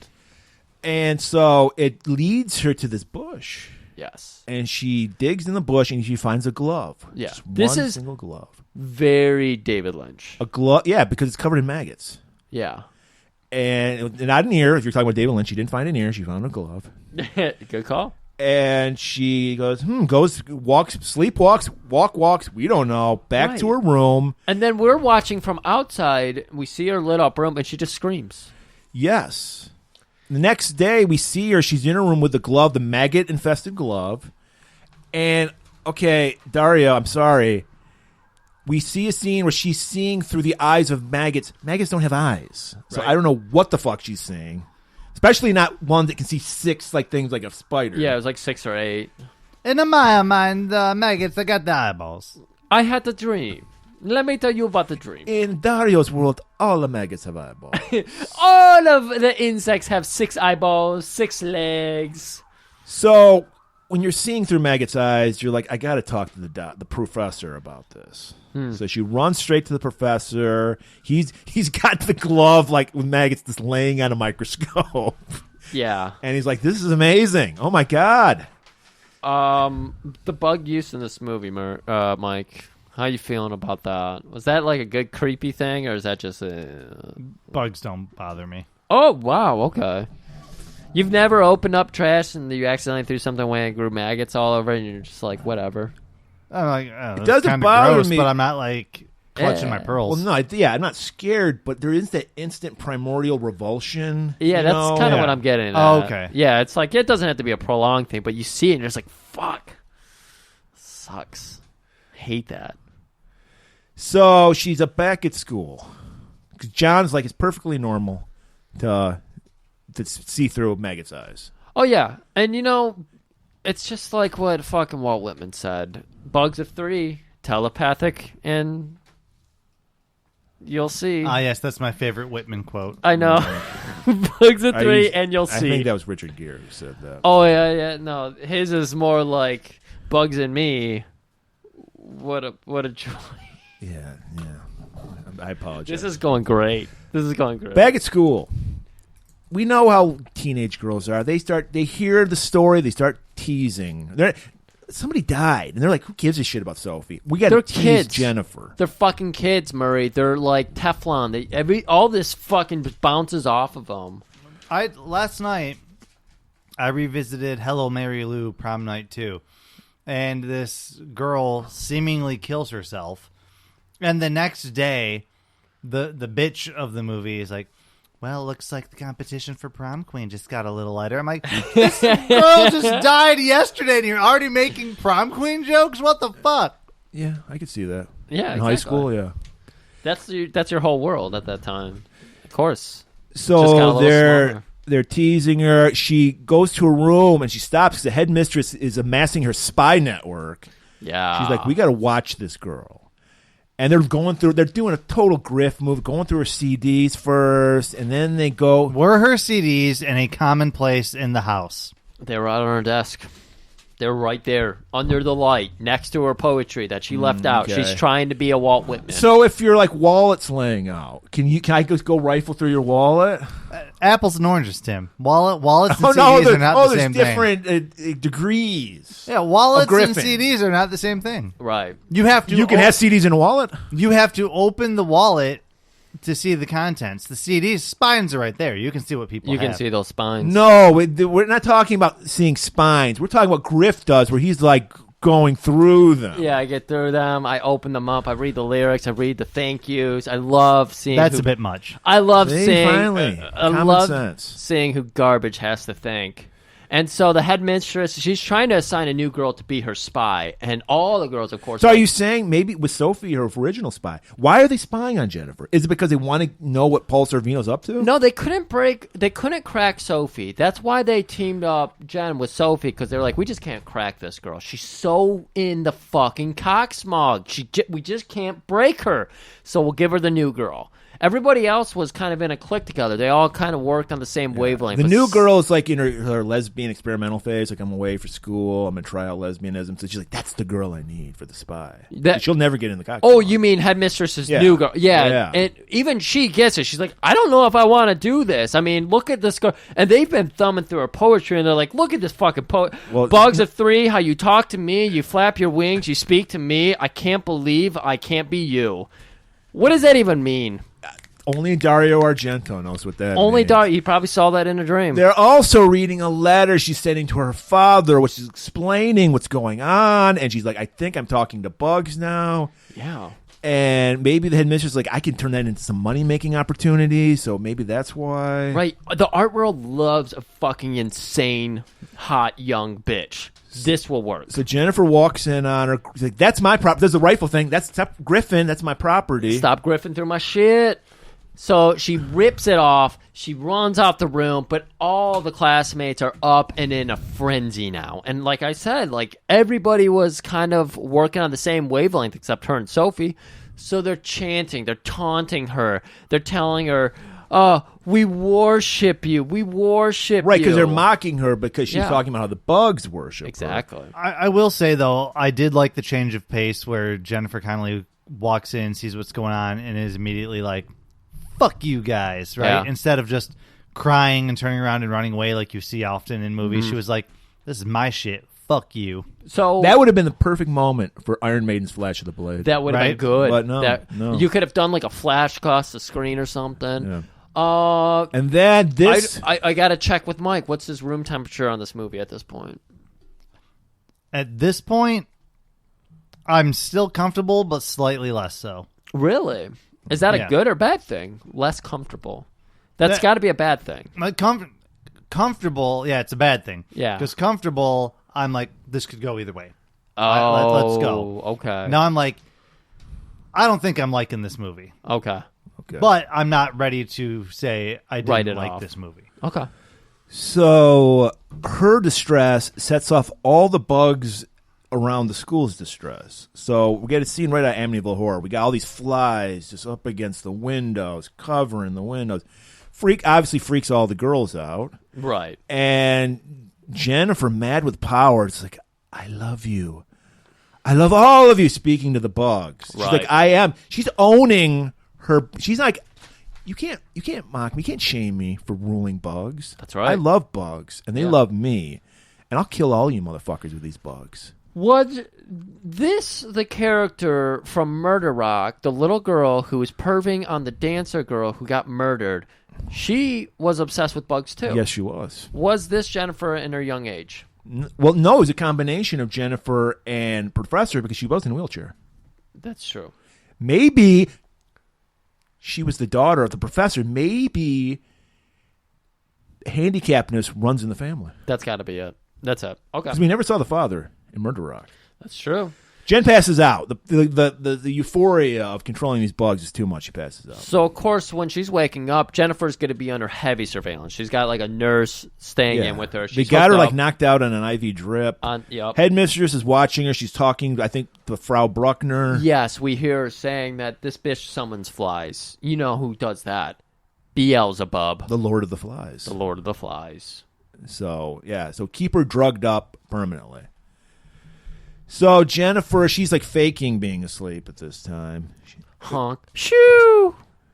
They bring in like some like Nurse Ratched chick to watch her. She's like knitting for some reason. She's got that strong brow. This scene killed me. Why is that?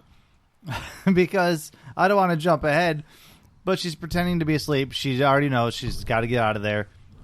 She makes the most noise Yeah. of anyone trying to make a silent escape that I've ever seen in a movie that wasn't a comedy. Yeah. It was a Three Stooges affair here. Well, on top of it, a cuckoo clock goes off, and she just clamps down on it too. Yeah. But this woman, this woman, maybe she's sleepwalking. I don't know. Maybe she's having a wet dream. She don't want to wake up. Right. Right over to John McGregor's house. Of course, you you gotta go to go your to him. professor friend. And he's just like, I think he's looking at the glove again or something. He's like, I figured out who these bugs. He's like, I needed time to figure out which ones. Okay. You're painting him out to be a bad listener. Of course, he's listening to Jennifer. She's saying they are saying I'm the devil, and he tells her, "You're not the devil. You're a beautiful young girl. You have an incredible gift. You're amazing. I want to show you some of the shit I've been working on, though." And she takes he takes her over to his what do they call those? Telescopes? Microscope. No, microscopes. Went the reverse. And they look at the larva, because the larva that she brought over earlier on the glove. He's like, I figured out, because remember, there's 15 different larvae that eat flesh. Yeah. And they go in different stages. So he can figure out exactly which larva this is. And it's the sarcophagus bug. Of course, the sarcophagus bug. And it's been like a few days, so it turned into a fly now. It's no longer a maggot. And it's like, they love fucking human flesh, and they're like bloodhounds. They can find the body because where they resurrected from, or whatever, or not resurrected, but born of. Right. They're like the salmon. They go home to spawn Upstream. I did see some fish swim upstream in Colorado. Did anyone look into this? Is this a real thing? I assume it's all bullshit. I did look up the sarcophagus fly, and it does exist. Like, it is a thing. I don't know. But it doesn't have that, like, superpower homing beacon? You know what? If they did, I feel like it'd be used in more modern, shitty, like forensic stuff, true crime bullshit, because they're stretching the limits of So what they do. he's like, here, just put it in this little box, and have it lead the way because they can speak to her. So she's like, right. yeah, it sounds good. You can speak to it. You have the special gift. They open up the cage. It flies right on her. What is she looking for, Sophie? Did they find Sophie's body? I don't remember. I don't think they did because that's why they think she's crazy. They think Sophie like fucked off. I think that's what it is. I thought they were looking for the hand that was in the glove or something. I didn't know. No, the glove was from the killer. Okay. So why it got left in a bush, I have no fucking idea. It makes no fucking sense. Okay, this is what I'm gonna say. They thought Sophie just left with her boyfriend. Right. She's like, no, I saw that she got killed. So now she's looking for Sophie's body. This makes the most sense we can make out of this movie, that's for sure. Okay, so she gets on a bus, this walkable city, Switzerland, and great public transport. John does explain to her, like, the murder, we know this murder, because this is why I don't think it was about Sophie. We know the murder happened along a bus route, and so you're going to go on this route. Yes, you're right. I think it was Rita. They said, because I think closed circuit TV or some like security cameras, we know where she was at the day she was taken. Yeah. Okay. So they put her on a bus. There's a nice scene there where she has the window open and a woman's like, "Could you please close that?" And she goes, "Fuck you, youth revolt." We also get a scene where we see possibly the killer or Paddington Bear in the front seat. So we see somebody with a hat and a trench coat on. That hat gave me chills. Right. So the bug is like, this is the area. This is the spot. Coincidentally, it's that farmhouse from the beginning of the movie, guys. I think we're onto something. Oh, was it? Yes, it was. Interesting. Because she gets off in the middle of We did nowhere. have a scene where we saw the actual shackles. The plot thickens. The plot thickens. The stew thickens. And this show quickens because she goes into the house. She sees those chains that we saw kill Dario's daughter. I missed that. I looked up just to see her looking under that sheet of plastic and seeing all like the weird toys and everything underneath it. I remember that. Yeah, okay. We remember different things. So she's griffing the house. She's no business being in this house. Right. She sees some like rolled up part, which this rolled up parchment has nothing to do with anything with the movie. You think there's going to be some clue up there. It's high up on this shelf. Yeah, what the fuck was this all about? The Fly was apparently wanted her to find that. Do you even remember this scene? Vaguely. Because it serves such a weird purpose of just getting her on her ass, I guess? Well, yeah, so we cut back. We see a scene outside where we see a BMW like idling outside the house. We're like, oh, my God, is that the killer? Oh.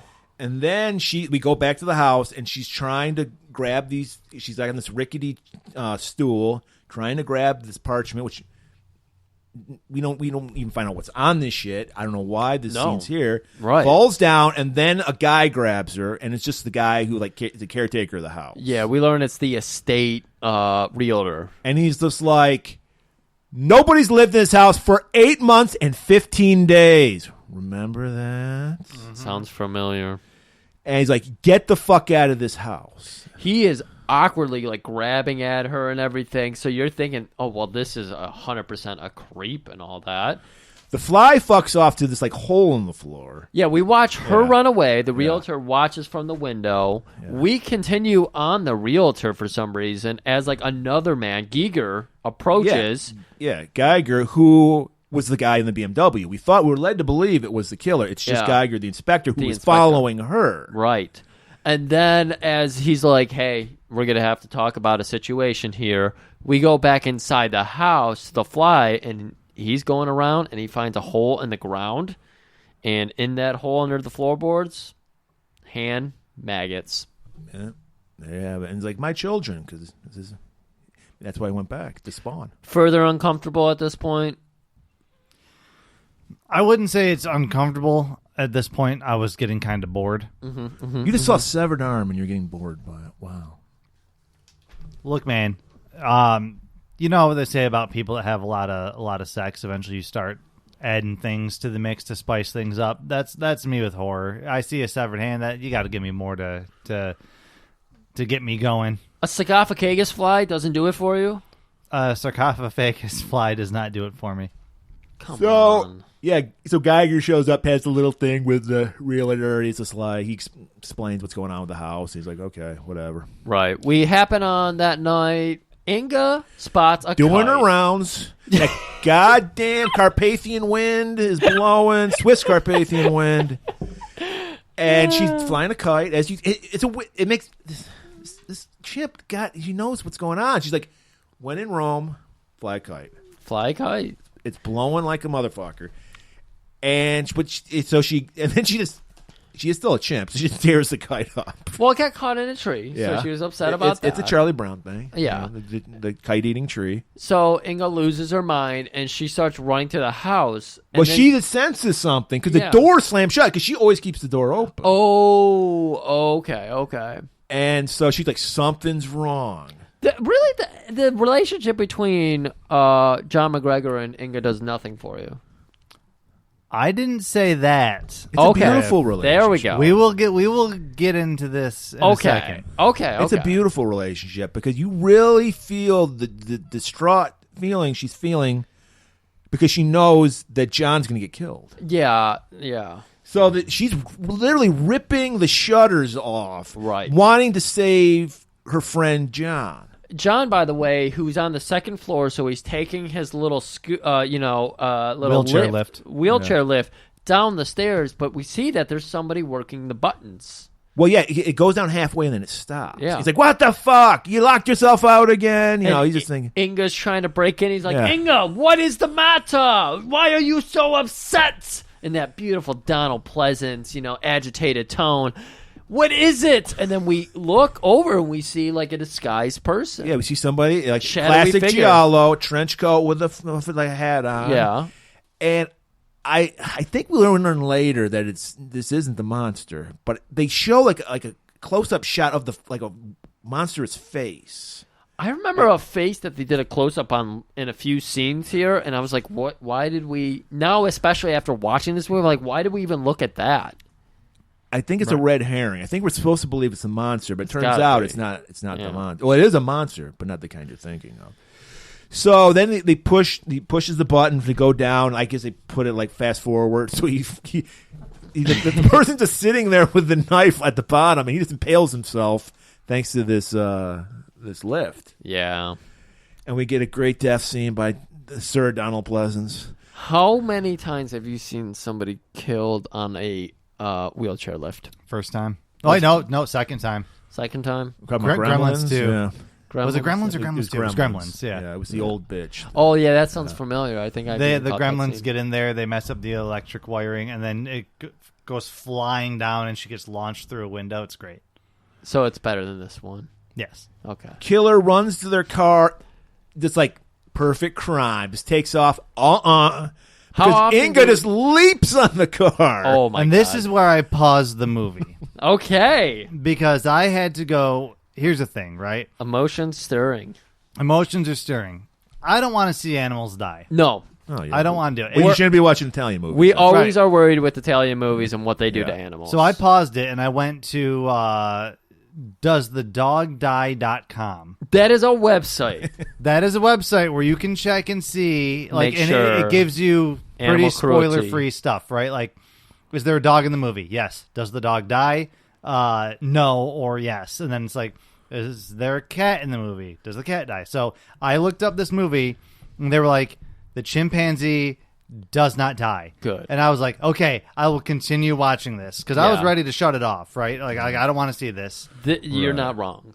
So Inga dives on the hood of this car, and I'm like, holy shit, this is like super chimp. Pounding on the windshield. Screeching Going out. ape. Yes. Going ape shit. Yeah. Smearing shit all on the windshield to blind the killer. The killer just slams on the brakes. Inga goes flying. Right. Next. And then we don't see Inga for a while. We don't. We got to be worried about Inga because Inga really is like, now that Donald Pleasant's out of the picture, it's like Inga's the star. Next scene, very poignant scene. This is the kind of scene you'd want, like, I don't know, some Motorhead playing. We're seeing a body literally being carried out of the house on a gurney. Right. You want something to amp you up. It's a song about, I don't know, a train, being as strong as a train. Dario, what the fuck is going on with you? Okay, all right. This is another. I wish you had seen the movie because I got confused by this scene. Geiger goes to an insane asylum. Yes, this scene is very strange.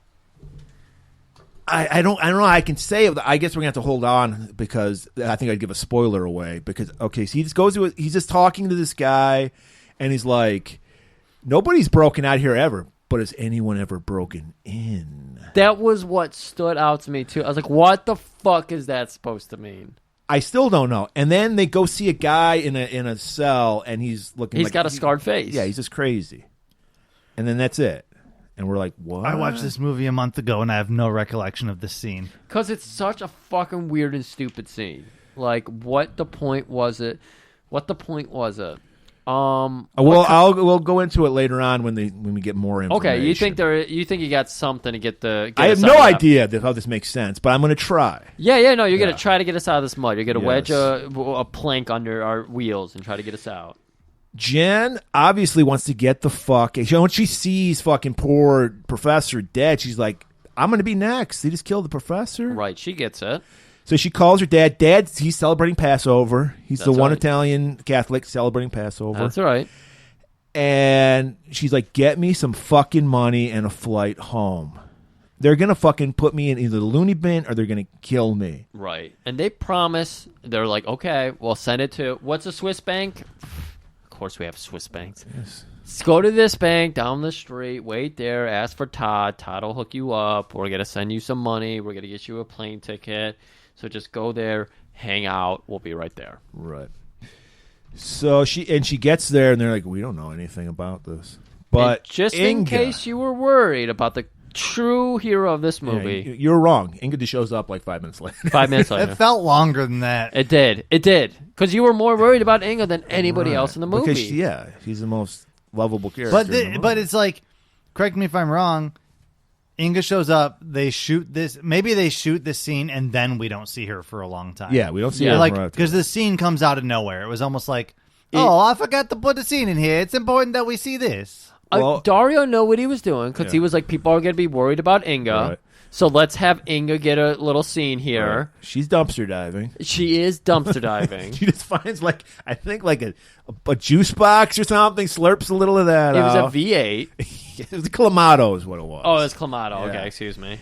And, in Switzerland, when you got to dispose of your straight blades, your razor blades, you just throw them in the public park's trash can. So she finds this fucking straight razor, and she's like, "I could probably use this." Yeah, the look of joy on her face, I was like, holy shit. Well, we learned from the beginning she studies the blade. Yeah. Oh, my God. So at With this the flag, point, that's why they play the Iron Maiden song. of the blade. Oh my God, the climax of the movie is the exact same point you should have had the fucking Iron Maiden song. I kid you not, I was out on this movie. I was like, I don't like Phenomena.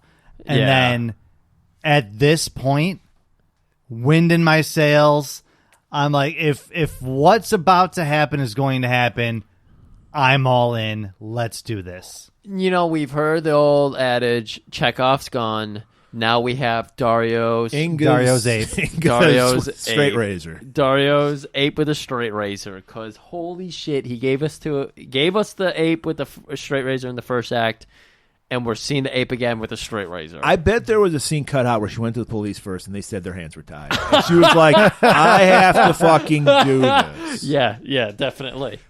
Speaking of characters that haven't been seen for a while, Frau Bruckner, who had only one scene in the beginning when Jennifer arrives, she shows up at the bank. That's right. And she's like, "Look, I got a hold of Morris. He says he'll get you the money tomorrow."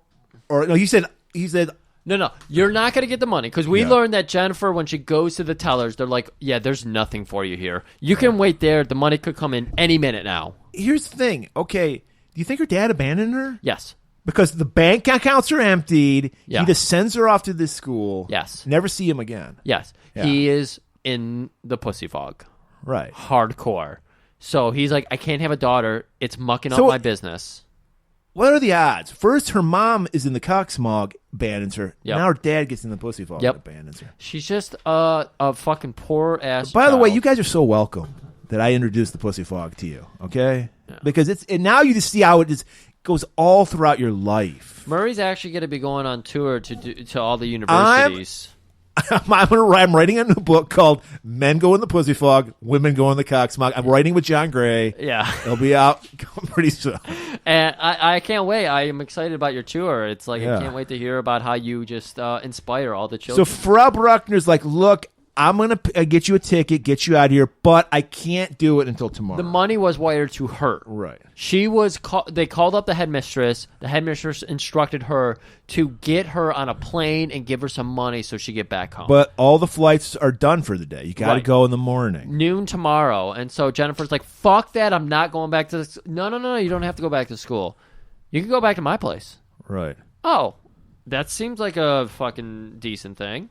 So they go back to their place. They live in like this gigantic mansion. I guess being a vice headmistress pays well. Yeah, it does. Because, again, Switzerland pays their teachers. Even their assistant teachers. They go into the house. There's tons of mirrors. They're all covered. Why not just get rid of the mirrors? Yeah, why keep the mirrors in the house? Yeah, it seems like Because a lot that would of make work. more sense. That would make more sense. And we're talking about Italian horror. Not to mention, no, I can't ruin that. Never mind. Jennifer, one grift deserves another because Jennifer starts griffing through the house. Yeah.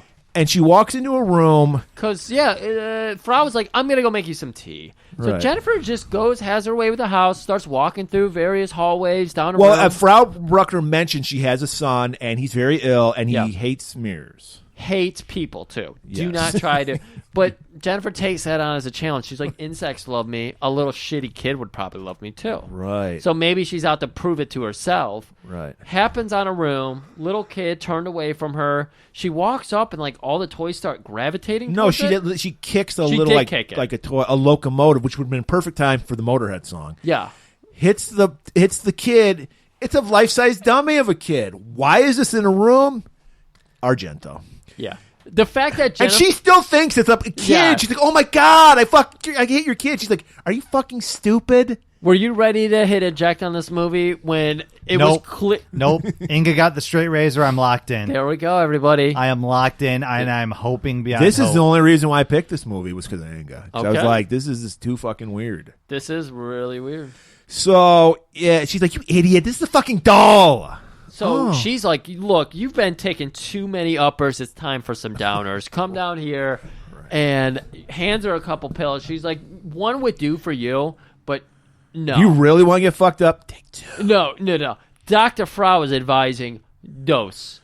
Get in that bathroom. No, she's like, take them. She's like, I like to take my drugs by myself. Yeah. Can I go in the bathroom? She's like, no, you take them in front of me. Oh, yeah. And she's like, fuck you. So they have a big tussle out there, and tensions are rising. Goes in the bathroom, locks the door, turns on the sink. And then takes the pills. I thought she was going to flush him down the toilet. Yeah, that made zero She takes one. sense. Takes one, yeah. She takes She just one. wants to get a little fucked up. She wants to take the edge off. Yeah, she's like, you know what? Maybe this is in my head. I'll take one. I'll relax a little bit. It's been a while. I do like, relaxing. And then after she takes it, she starts trying to wash her hands. She grabs the soap. Covered in maggots. Maggots. We forgot to point out that was one of Professor McGregor's theories with the maggots on the gloves. She's like, why were the maggots on the gloves? He must stay close to his bodies. He's a serial killer we're dealing with. Okay. So that's why all of the serial killer's belongings are covered in maggots, because he just rolls around in these dead bodies, apparently. Okay. He like Scrooge McDucks in his vault of Yes. dead bodies. Yeah, in a way he does, yeah, as we'll find out. Yeah. So, yeah, and then she goes to, like, wipe her hand on a towel. That's covered in Maggots, maggots. too. They're everywhere.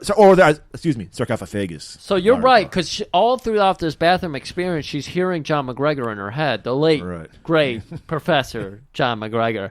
And she's hearing all the whole, the murderer definitely was rolling around in these dead bodies, Scrooge McDuck style, spitting them out of his mouth, all that bullshit. So she's like, I got to throw up that pill. Right. So she gets to work. We She's get an going down on her extended throat. vomit scene. Extended. Because she throws up once, and then she chugs a bunch of water and throws up again. Too long, Mike? Just long enough? Too long. Too long, okay. Too long. And then Frau, like, what's going on in there? You're taking way too long to take two pills. Yes. One pill, or one pill, I should say. Two pills, I'd understand why you're in there so long. Yeah, One, yeah. no. I mean, if they were suppositories, too, that would take a little bit longer. But, so Jen opens the door. Frau, they get into a tussle again. Did you take your pills? Yes, I took my fucking pills. I'm high as fuck right now. Frau goes into the bathroom to figure out where the pills are at, make sure she hears the sink She running sees the and pill all in that. the sink. And then she, Jen takes her moment to go over to the phone and tries to make a call out. Right. She's like, I'm calling my father or Morris. No, don't worry about it. I got it covered. We're going to leave tomorrow morning. And she's like, no, I'm calling. And then she just conks her on the head. It's a good conk. It was a good conk. Yeah. As careful as AEW is with Saraya. I don't want to talk about AEW. Yeah, nobody wants to talk about AEW. No, we're done. That was it. Okay, so just for our pleasure. Apparently, this is the room where they keep their victims because she has like fucking metal like shutters that close on this room. So she locks her in this room. She's got a secret panel, Batman style. She presses a button, all the shutters come down on the room to enclose or imprison Jennifer. And then there's a knock at the door. So she's like, I got to go check on this. So she just locks Jennifer in the room. And it's fucking Inspector Geiger. I guess he's been following Jennifer this whole time. He's been following the Geiger counter. And so he's like, they're chatting. And okay, this goes back to the insane asylum. Okay. This is how I'm gonna fucking explain it. I don't know. I think there's like a Freddy Krueger thing going on where she used to work in an insane asylum because she reveals she has these 2 scars on her chest. Okay. I'm assuming she got raped by that guy we saw with the scarred face, impregnated her with her crazy son. Oh, okay. That's all. I don't know. I have no idea. I would take that okay. over any of the explanations. Yeah. Okay, we'll go because he that. had a fucked up face. So yeah. So she's like, why don't you come in? We'll talk about this a little more. All right, we're going back to Jen. She wakes up. She looks at the floorboards. There's maggots just coming out of them, and she snaps into sense. She's like, I got to get the fuck out of here. I got to assess my situation. She saw it before she got knocked, or she didn't see it, but Frau Bruckner put the phone in another room, an adjoining room. Yeah.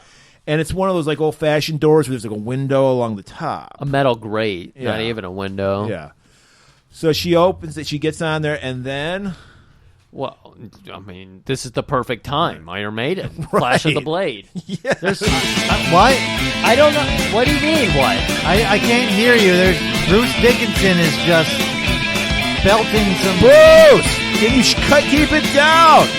We're trying to movie over here.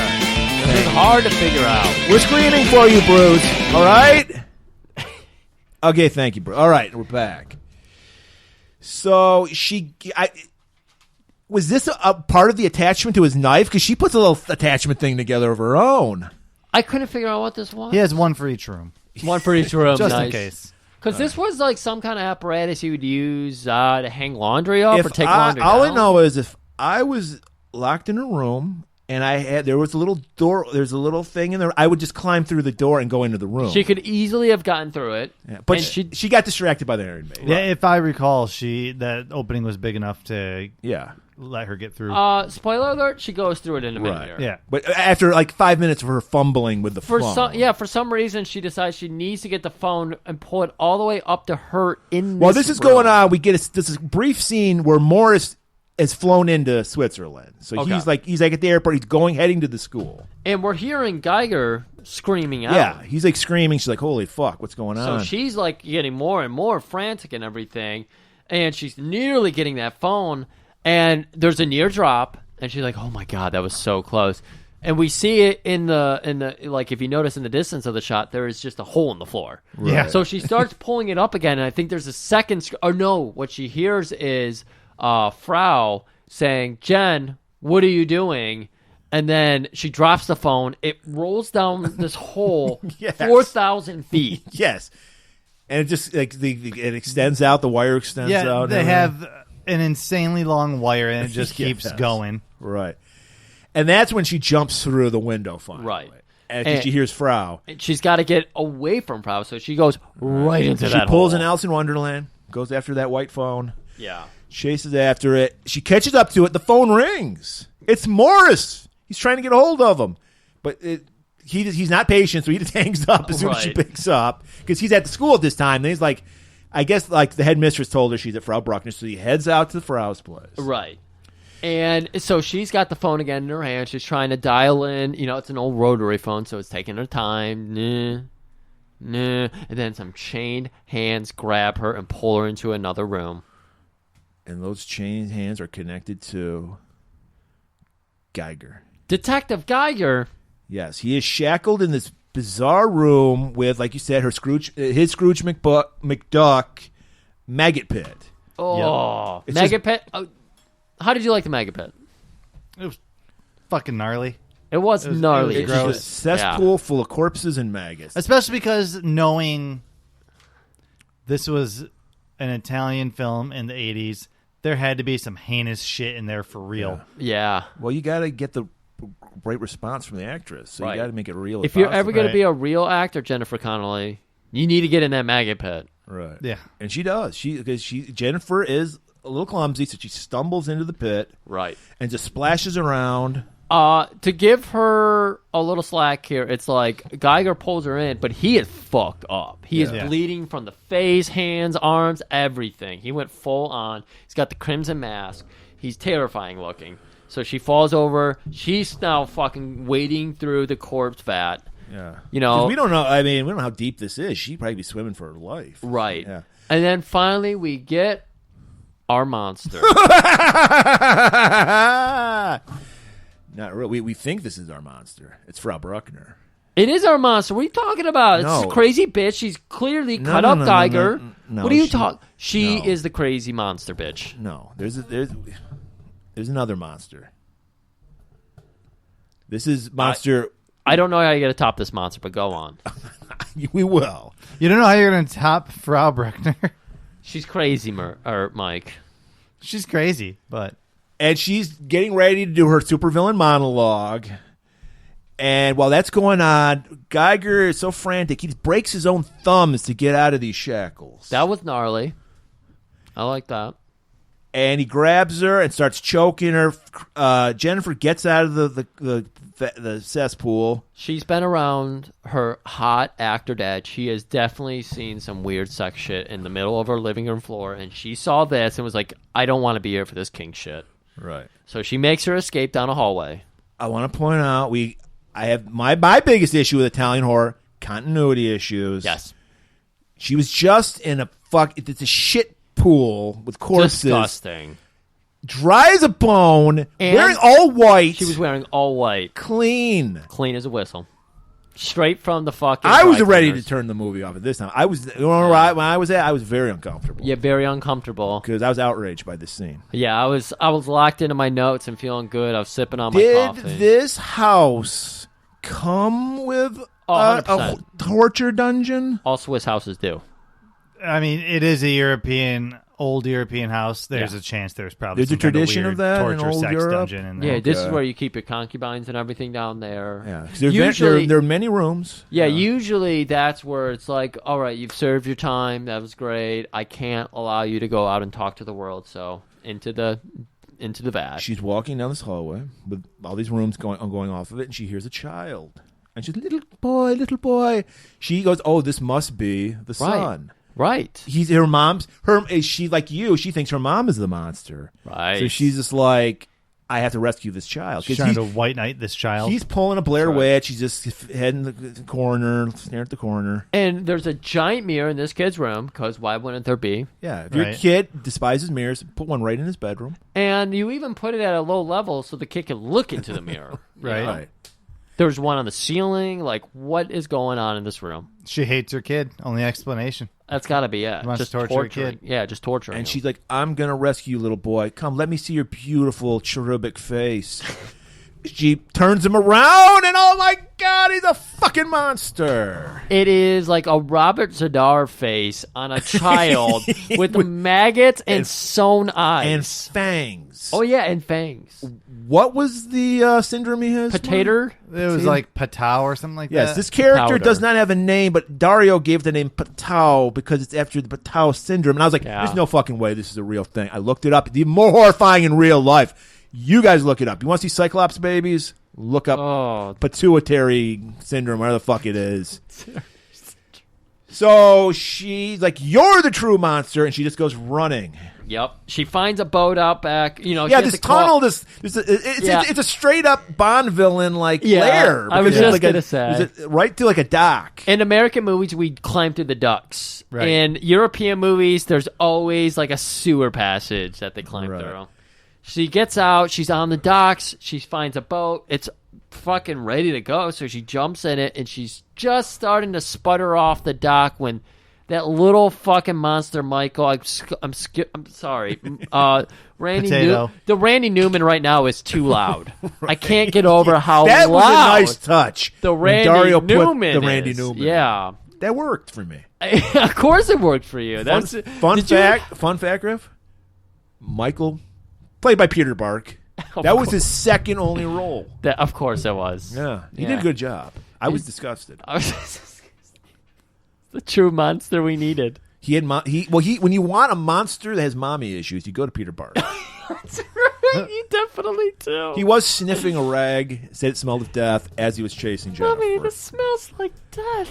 Let me bite your nipple off. So she starts up the rowboat. He leaps in it with his little spear gun. Yeah, thing. He's got his detachable blade and everything, and he goes to jam at her. She is standing at the bow of the boat. The motor, of course, is behind him. He stabs forward. The blade goes backwards and pierces the engine of the boat. No, it doesn't hit the engine. Or the gas can. Yeah, there's a gas can, and it starts pouring out. Right. And so they have like a little bit of a tussle. And then she goes, "I'm the lady of the flies. Come to me!" And then this whole fucking swarm of flies come and attack little Michael. I mean, how hard are you? Like, you gotta be like, come on. I am. I'm like, yeah, you're. What are you talking about? They set it up. This is how the movie has to end. Yeah, it's got to end with Bugs. Got to end with rescuing Bugs, her. I wasn't upset about the bugs. I thought the monster was a bit like the eyes sewn shut. Yeah. What the fuck is he seeing? How is he chasing? Well, her? I don't know what was going on. There was some sewing going on. Yeah, but you could see his eyes were open. Right. I don't know what was going on. It was weird. It's all kinds of fucked. Yeah.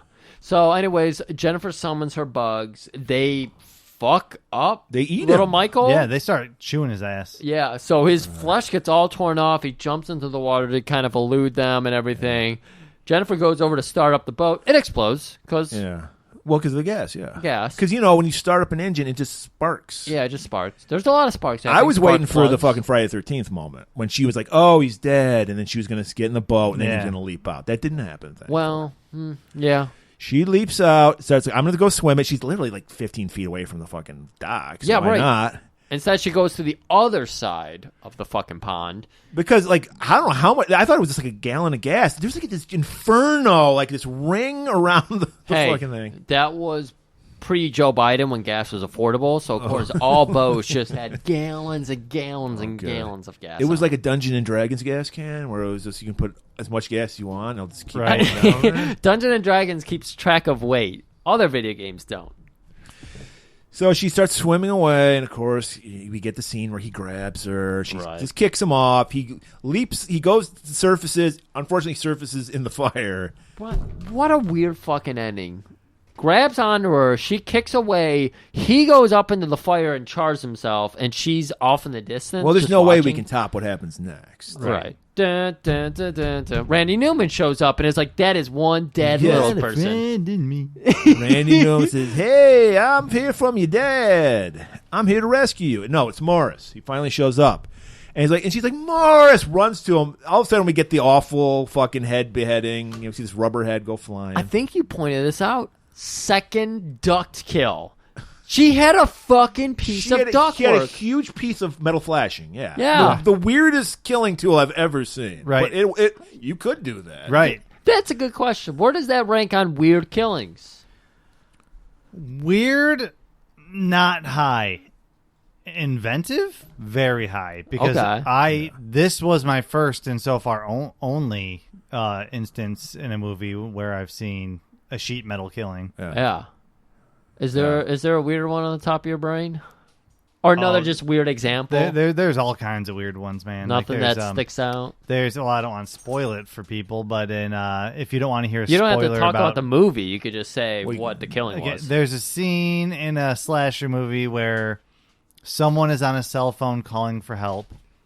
The killer removes this person's arm, takes the arm, shoves it up her vagina. Yes. The arm comes out of her mouth, still holding the phone. Yep, arms are that I thought long. that was in the 2018 Predator, didn't it? I thought it was. Yeah, that was in Predator. Oh. Yeah. Wow, that got reused. Sorry, spoiler alert. It's Predator. So, oh yeah, shit, we You did. should Was just that listen to our actually in episode. Predator? No? Might as well have been. Okay. Yeah, it's Frau Bruckner. She apparently, I guess if you have no thumbs, it's pretty easy to. She probably threw Geiger into the cesspool. He probably drowned because you can't swim without thumbs. We don't That's know right. that. Yeah, you can't. And then she just pins Jennifer down. She's got the flashing against her throat. It's and good. It's over. She's even telling her, "Go ahead, summon your fucking bugs. Deal with it. I'll fucking take right on your here, bugs." I'm just like, man, we need some Flash of the Blade right now. We just Right. need some Flash. No, we don't get it. But we do get Inga to the rescue with a straight blade. And we just see a monkey just slashing the fuck out of a Dude. woman with a straight blade. She pops up, slashes her. Frau Bruckner goes down. We get this great shot of Inga grinning, holding up the straight razor. I'm going to show you guys right now. I know this is an audio podcast. Oh, but, boy. I keep that screenshot on my phone We all do. because There it is. It's Oh, such my a beautiful God. shot. And I legitimately popped at the scene. I shot up from my couch. I screamed with delight.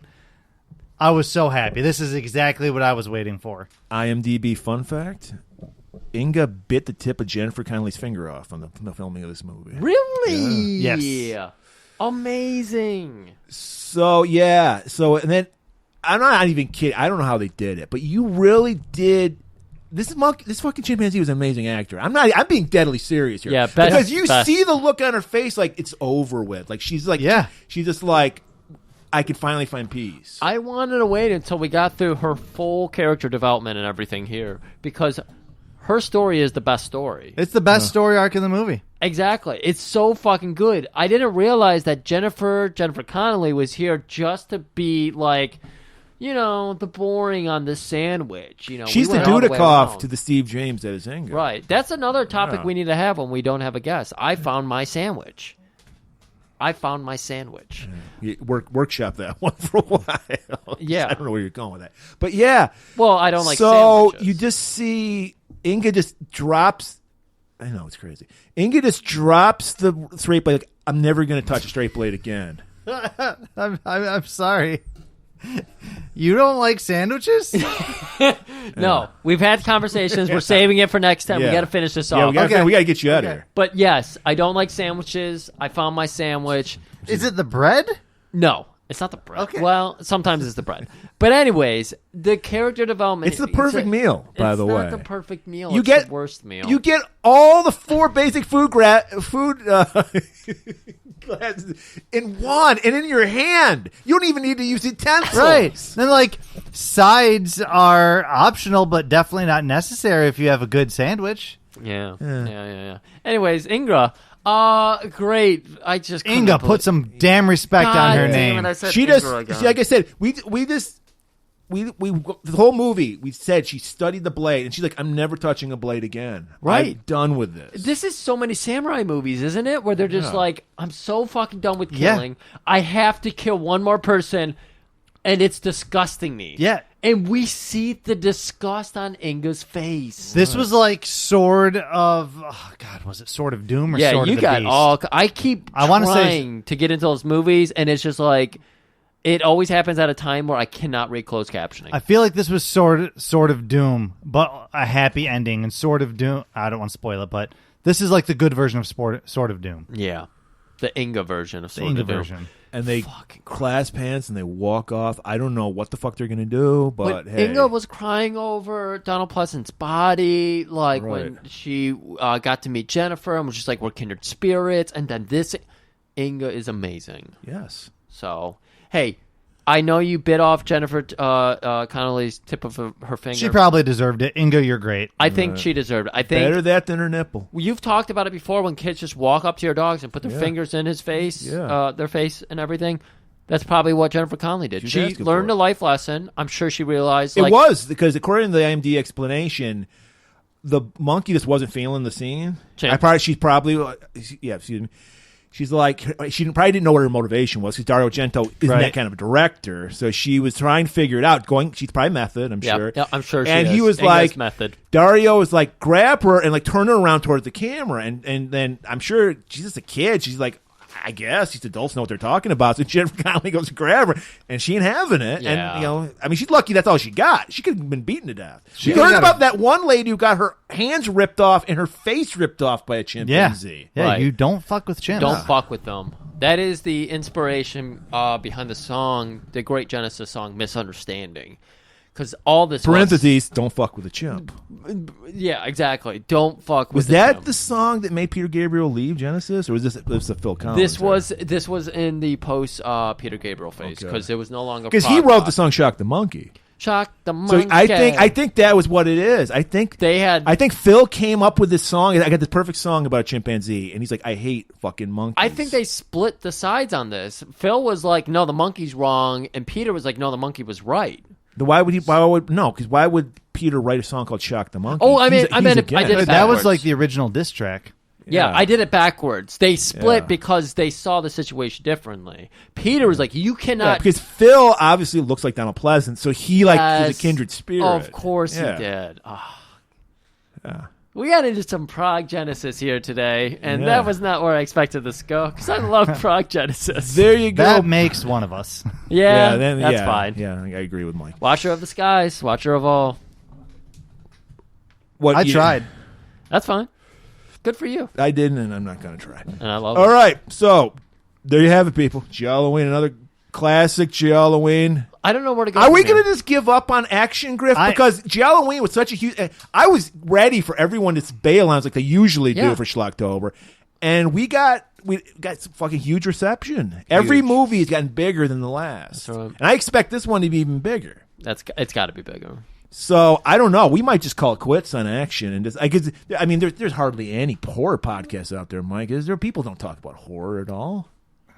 Stick with the action, boys. keep the horror a special event. That's good because, by the way, thank you for coming on, Mike. Thank you, absolutely. Thanks for having me. Sorry I wasn't super involved in this one. Like I said, I just a little footnote on this. I watched it and I was like, 5 out of 10. I didn't hate it. I didn't like it. I might watch it again if I have a reason. But then the Inga storyline happened. 7 out of 10 with an asterisk. Yeah. Because 7 puts it in. I will go out of my way to watch this again, but I'm only going to watch like the last 30 minutes now for the full Inga arc. I did not give the grade when we were doing my movies earlier, and so we want to know where this ranks, of course. Right neck and neck with Texas Chainsaw Massacre, thanks to Inga and Donald Pleasance. Inga! God damn it. One of these days, you're going to get a name right. I'm going to get her name right eventually. I'm saying a name right, not even just her. That's a good point. Anyways. Matt, thank you. Matt? So it's Mark. Thank you. Oh, sorry. Yeah, we're going back to Action next week, and I'm glad you brought up Wings Hauser, Mike, because it's a Wings Hauser movie. And it's not just anyone. It's probably his most famous character. I'm talking about Ramrod, the cowboy pimp from the movie Vice Squad. Okay. So we're just going to see Wings Hauser slapping the shit out of prostitutes for 90 minutes. And that's it. I like it. So, I'm all aboard. Thank you all for enjoying Halloween this year. Thank you for joining Schlocktober. Have a safe and happy Halloween. Burn a house down on Devil's Night. Please. Remember the boys in Detroit for that. Yes. And we'll see you next week. Back to the old action. Keep it warm.